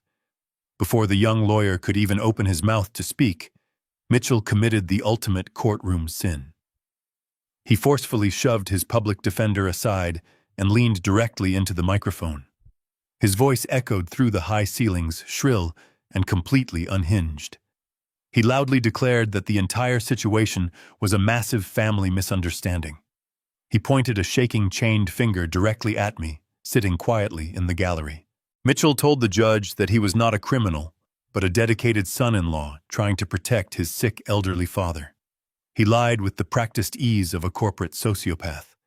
He claimed that I had voluntarily given him the keys to the vintage muscle car as an early birthday present weeks ago. He swore to the court that my mind was rapidly deteriorating and that I had simply forgotten about the gift in a state of severe age-related confusion. He dramatically begged the judge to dismiss the grand theft auto charges immediately. He did not stop there. He attempted to execute the very threat he had made in my kitchen. He formally requested that the judge order an emergency psychiatric hold on me right there in the courtroom. He claimed he possessed a sworn medical affidavit proving my advanced dementia and demanded that the court immediately grant him temporary conservatorship over my estate to protect my assets from my own insanity. A heavy silence fell over the courtroom. The judge lowered his reading glasses, staring at Mitchell with a look of deep, skeptical scrutiny. He then looked over at me, sitting perfectly still next to my attorney. Bradley Evans did not wait for an invitation to speak. He stood up from the wooden bench, smoothed the front of his expensive suit jacket, and walked past the wooden swinging gate into the central well of the courtroom. He introduced himself to the judge as my retained legal counsel. Bradley spoke with a voice so calm and authoritative that it completely commanded the attention of every single person in the room. He told the judge that the defendant was indeed correct about one single fact. There was a medical document regarding my cognitive health. Bradley opened his leather briefcase and pulled out the thick, sealed envelope from the State Supreme Court Medical Board. He walked forward and handed it directly to the court clerk, who passed it up to the judge. Bradley respectfully asked the judge to review the certified results of the 4-hour intensive psychological and cognitive evaluation I had completed just 72 hours ago. He stated clearly, for the official court record, that I had scored in the 99th percentile for spatial reasoning logic and memory retention. He formally declared that the state-appointed medical board had legally certified me as completely mentally sound and entirely competent. I watched Mitchell's pale face turn the color of wet ash. He stared at the thick white envelope in the judge's hands, realizing that his ultimate trump card had just been completely incinerated. The judge broke the seal and quickly scanned the official document, noting the 3 specialized doctor signatures and the raised state seal. The judge's expression shifted from exhausted skepticism to pure, concentrated anger. He looked down at Mitchell and asked him very quietly if he was in the habit of lying to a sitting magistrate in open court. Mitchell began to stammer, stepping back from the microphone, his heavy chains rattling as panic completely overtook his nervous system. Bradley did not give Mitchell a single second to recover his balance. He turned to the judge and delivered the final devastating blow. Bradley stated that the defendant was not just lying about a stolen vehicle to avoid a local felony conviction. Bradley informed the court that the defendant was currently the primary target of an active, massive federal bank fraud investigation. Bradley pulled out the certified forensic audit of the forged home equity line of credit and the printed alert of the failed offshore wire transfer to the Cayman Islands. He requested permission to submit the documents into evidence for the bail hearing. The judge immediately granted the request. Bradley explained the entire structural reality of Mitchell's criminal enterprise to the court. He detailed how Mitchell had forged my signature to steal $300,000 of my personal equity. He explained how Mitchell had attempted to launder those stolen funds to an untraceable offshore account just hours before he forcefully broke into my home to steal a classic vehicle valued at $80,000. Bradley painted a flawless, undeniable picture of a desperate man whose financial crimes were catching up to him. He argued that Mitchell stealing the car and attempting to flee from the highway patrol was a direct, calculated flight response to his failing offshore wire transfer. Bradley looked directly at the judge and delivered his final legal recommendation. He stated that a man facing decades in federal prison for aggravated identity theft and massive bank fraud, who had already demonstrated a violent willingness to flee from state law enforcement and who possessed established connections to international offshore banking, could never be trusted to return for trial.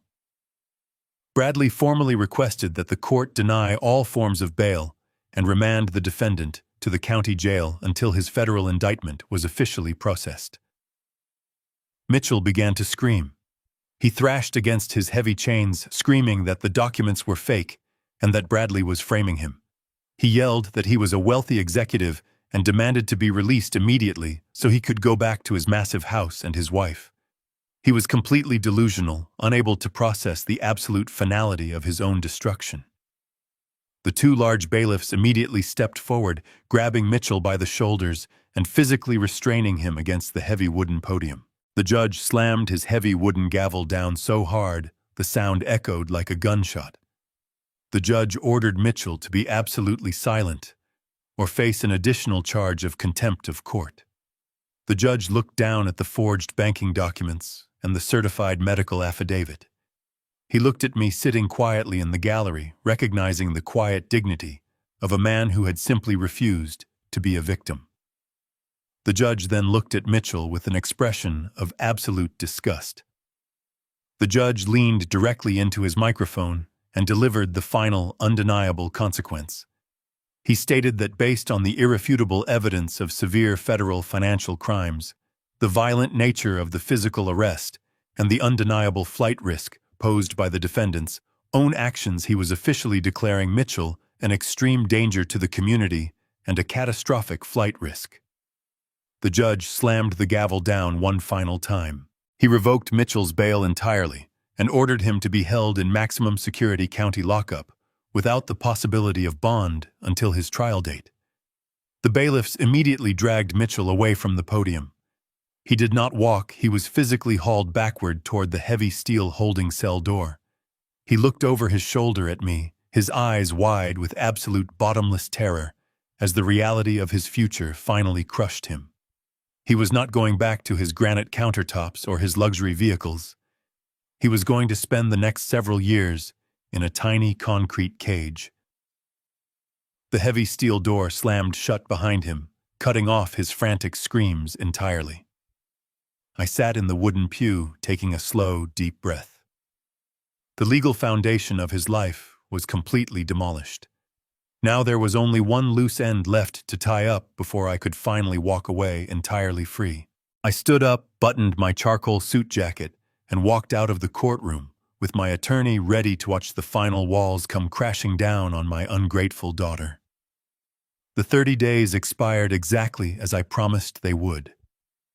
On the morning of the 31st day, I parked my car across the street from the massive suburban estate I had once purchased for my daughter. The sun was barely rising over the horizon, but the quiet neighborhood was already completely awake. A convoy of heavy yellow industrial machinery was lined up along the curb. Massive bulldozers, excavators, and a commercial wrecking crew stood idling in the crisp morning air, their diesel engines rumbling with the promise of absolute destruction. A team of corporate lawyers in sharp suits stood at the end of the driveway, holding clipboards and the final writ of possession. The retail conglomerate did not operate on emotional timelines. They operated on strict financial schedules, and today was demolition day. I watched the heavy oak front door swing open. Sarah stumbled out onto the front porch, looking entirely disoriented and completely terrified. She had spent the last 30 days living in a state of deep denial, hoping the bank would miraculously save her, or that I would suddenly change my mind and cancel the corporate sale. But there was no salvation coming. The lead corporate attorney walked up the driveway and handed her the final eviction order. He calmly informed her that she had exactly 1 hour to vacate the premises before the demolition crew breached the structural walls. Sarah ran back inside the house in a blind, frantic panic. Because Mitchell's federal fraud charges had permanently frozen every single bank account attached to their names, Sarah had no access to liquid cash. She could not hire a professional moving company to carefully pack her expensive crystal or transport her heavy luxury furniture. She could not even afford to buy basic cardboard boxes. I watched from across the street as she began dragging heavy black plastic garbage bags out the front door and dumping them unceremoniously onto the front lawn. She was frantically stuffing thousands of dollars worth of designer dresses, custom shoes, and expensive leather handbags into cheap disposable trash bags. The wealthy neighbors she used to host for her lavish dinner parties were now standing on their porches, watching her public humiliation unfold in real time. The wealthy socialite who used to mock my simple lifestyle was now sweating profusely, hauling garbage bags across the manicured grass, while the demolition crew watched her with bored indifference. When the 1 hour deadline expired, The foreman blew a loud air horn. The heavy yellow excavators began rolling up the driveway, their massive steel treads crushing the pristine landscaping. Sarah stood on the public sidewalk surrounded by a mountain of black plastic bags. She watched as the first excavator raised its massive steel claw and drove it straight through the front window of her expensive living room. The sound of shattering glass and tearing wood echoed through the neighborhood. The fortress she had used to justify her arrogance was violently reduced to a pile of worthless rubble in less than 20 minutes. I started my car engine and drove away, leaving her standing in the dust. 2 hours later, she called me from a borrowed cell phone begging for one final meeting. I agreed to meet her at a cheap diner on the edge of the city. When she walked through the glass doors of the restaurant, she looked like a completely broken woman. Her designer clothes were covered in gray drywall dust. Her face was hollow and exhausted. She slid into the vinyl booth across from me and stared at her hands. The woman who once demanded a $10,000 cash deposit for a new luxury car was now sitting in a greasy diner begging for basic shelter. She did not offer a grand apology this time. She had finally run out of lies and manipulations. She simply looked up at me with empty, defeated eyes and begged for a loan. She whispered that she had managed to drag her trash bags to a cheap motel down the street, but she only had enough cash in her pocket to pay for 2 nights. She pleaded with me to lend her just $3,000 to secure a basic lease on a small 1-bedroom apartment. She promised she would find a job and pay me back every single cent. She swore she had learned her lesson and that she just needed a tiny bit of help to survive the winter. She looked at me with the desperate, pleading expression of a starving animal hoping the father she had betrayed would offer her a final lifeline. I looked at my daughter sitting across the sticky diner table. I remembered the 3 years I spent living in her guest house. I remembered the absolute humiliation of asking her for basic groceries while she drained my monthly pension to fund her luxury vacations. I remembered opening my pantry to find 3 dented cans of generic soup. I did not raise my voice or offer a long, emotional lecture. I calmly reached into my coat pocket and pulled out my leather wallet. I extracted a single crisp $20 bill. I placed the green paper flat on the table and slowly slid it across the surface until it touched her trembling fingertips. I looked directly into her eyes and told her that this was exactly the amount of money she deemed sufficient for my weekly survival. I told her that when she was in total control of my finances, she decided my comfort and my dignity were only worth $20 a week. I told her I was simply matching her standard of care.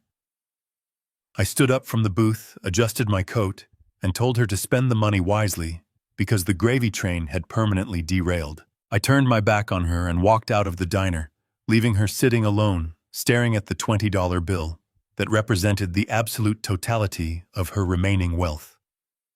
The federal sentencing took place 3 months later in a heavily guarded courtroom located in the center of the financial district. I sat in the very back row wearing my dark tailored suit and watched the final calculations of justice permanently balance themselves out. Mitchell stood before the federal magistrate completely stripped of his arrogant corporate armor. His expensive tailored suits and silk ties had been permanently replaced by the rough, scratchy fabric of a standard-issue bright orange county jail uniform. His hands and ankles were bound in heavy steel chains that rattled loudly every time he shifted his weight. The judge read the formal federal indictment aloud for the official public record. The list of crimes was extensive and undeniable. The judge detailed the massive domestic bank fraud, the aggravated identity theft, and the highly violent attempted escape from state highway patrol officers. There was absolutely no leniency offered to a man who had attempted to steal an elderly man's life savings and launder it to the Cayman Islands. The judge struck the heavy wooden block with his gavel and handed down a mandatory sentence of 7 full years in a high-security federal penitentiary. The judge also ordered full financial restitution, ensuring that Mitchell's wages would be garnished for the rest of his natural life upon his eventual release. He would never work in the financial sector again. He would be a convicted felon forever. I watched the armed federal marshals grab him by the shoulders and lead him through the heavy wooden side door toward the transport buses. He did not look back at me. I did not smile. I did not feel the sudden rush of vindictive triumph that men in movies often experience. I simply felt the quiet, profound satisfaction of watching a fundamentally broken structure safely demolished before it could cause any further collateral damage to the public. Sarah did not attend her husband's federal sentencing hearing. She was miles away, living the exact reality she had so carelessly tried to force upon me. My attorney, Bradley Evans, provided me with a final, comprehensive status update regarding her situation before officially closing my legal case file. Sarah was currently residing in a small, dimly lit room at a cheap highway motel on the far industrial edge of the county line. The entitled woman who used to loudly complain about the specific temperature of her heated swimming pool was now sharing a broken communal laundry machine and sleeping on a sagging mattress that smelled heavily of stale cigarette smoke and industrial bleach. She was entirely and permanently cut off from the massive wealth she had attempted to steal. The luxury vehicles had been swiftly repossessed by the bank. Her designer clothes and expensive jewelry were slowly being sold to local pawn shops just to cover the weekly cost of her motel rent and basic generic groceries. Bradley informed me she had recently secured entry-level employment, working the late evening shift at a local discount retail store. She was finally learning the true heavy value of $1 by standing on a concrete floor for 8 hours a day, dealing with rude customers and a strict, unforgiving store manager. I knew that every single time she looked at her meager minimum wage paycheck, she would immediately remember the single $20 bill I had slid across the sticky diner table. She had willingly traded a father who loved her and a multi-million-dollar private estate for a greedy, arrogant criminal who ultimately left her with absolutely nothing. I did not feel the need to drive past her motel to gloat. I did not send her a mocking letter. I was a man who had completely severed a toxic, infected limb from his own body. I was simply moving forward with my life. I returned to my property one final time. The massive suburban estate was entirely gone. The commercial retail developers had worked with terrifying mechanical efficiency. The ground where the main house once stood was now a perfectly leveled expanse of flattened dirt and heavy crushed gravel waiting for the concrete foundation of a massive new shopping center. I walked into the small, ruined guest house and looked at the broken front door and the overturned furniture Mitchell had destroyed. I did not bother trying to repair the physical damage. I did not pack the old heavy engineering textbooks or the cheap ceramic coffee mugs. I opened a thick leather duffel bag and packed only what truly mattered. I packed my best clothes, my passport, and the original leather key fob to my late wife's pristine vintage muscle car, which was now resting safely in a high-security, climate-controlled storage facility downtown. I zipped the bag shut and walked out of the guest house for the very last time. I did not look back at the empty property as the hired car drove me away. I instructed the driver to take me directly to the international airport. I walked up to the premium service counter and handed the ticketing agent my passport. I had spent 40 long years saving my money, investing wisely, and sacrificing my own personal comfort for the sake of my family. The time for endless sacrifice was officially over. I purchased a first-class one-way ticket to Rome. The experience of walking onto that massive airplane was unlike anything I had ever felt in my entire 69 years of life. I settled into the wide, luxurious leather seat of the private first-class cabin. A flight attendant with a warm, genuine smile brought me a steaming hot towel and a crystal glass of sparkling water. As the massive jet engines roared to life and lifted the heavy aircraft off the runway, I looked out the small window at the sprawling city shrinking rapidly below me. I was leaving behind the bitter betrayal, the blind greed, and the exhausting legal battles. I was leaving behind a daughter who had chosen to view my quiet kindness as a pathetic weakness. I was flying directly toward an entirely blank canvas. I drank a cup of dark, rich coffee as we crossed the vast blue expanse of the Atlantic Ocean. I spent the entire 10-hour flight reading a brilliant historical novel and sleeping peacefully without a single anxious thought about frozen bank accounts or pending court dates. When we finally landed in Italy, the warm, golden Mediterranean air greeted me like an old, familiar friend. I did not book a temporary hotel room. I had already authorized my wealth management firm to purchase a beautiful, secluded stone villa, nestled high in the rolling green hills of the Tuscan countryside. A private driver met me at the airport terminal and drove me through miles of ancient silver olive groves and vibrant sunlit vineyards. The ancient architecture of the Italian region spoke directly to my deep engineering soul.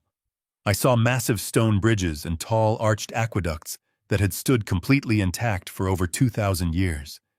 They were built on solid, unyielding foundations, crafted by brilliant men who fundamentally understood the absolute value of permanent structural strength.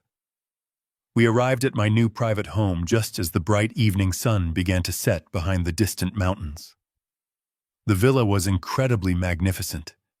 It featured thick, heavy stone walls, dark oak ceiling beams, and tall, spotless glass windows that offered a sweeping, panoramic view of the ancient valley below. The property was completely isolated, far away from the loud noise and the chaotic, demanding pressure of modern society. I carried my single leather bag inside and walked directly out onto the wide stone terrace. The cool evening air was crisp and smelled heavily of crushed sweet grapes and wild blooming lavender. I walked over to a small, heavy wooden table and poured myself a large glass of vintage red wine from a locally sourced bottle. I held the heavy crystal glass up to the fading sunlight, watching the deep, rich ruby color perfectly catch the fading light. I took a slow, deliberate sip. The taste was incredibly rich, highly complex, and absolutely perfect. I sat down in a comfortable woven chair and listened to the natural environment surrounding me. There were no arrogant sons-in-law demanding my money or threatening my freedom. There were no ungrateful daughters complaining about the temperature of their luxury vehicles. There were no empty threats, no legal ultimatums, and absolutely no lies. There was only the gentle, soothing sound of the evening wind moving quietly through the old olive trees and the distant rhythmic chirping of the night crickets. The silence inside my beautiful empty home was absolute and profound. It was not the cold, terrifying silence of a forgotten old man waiting to die in a ruined guest house. It was the warm, golden silence of a resilient man who had successfully defended his own life and secured his own future. I had survived the ultimate familial betrayal and emerged completely victorious. I took another slow sip of my excellent wine and smiled softly into the evening air. My foundation was finally entirely my own, and it had never been stronger. The greatest lesson I learned from this entire ordeal is that shared blood does not automatically grant someone the right to your endless sacrifice. We are often taught to forgive family unconditionally, but unconditional forgiveness without basic respect only breeds parasitic entitlement. True family is built on a solid foundation of mutual dignity, not the expectation of your silent suffering. When someone shows you they view your kindness as an exploitable weakness, you must believe them immediately. You must never set yourself on fire simply to keep your ungrateful children warm. The most profound act of self-preservation is having the absolute courage to walk away and let them burn in the fires of their own making. If you believe that respect must be earned and that toxic family members should face the absolute consequences of their actions, hit the like button, subscribe to the channel, and share your own story in the comments below.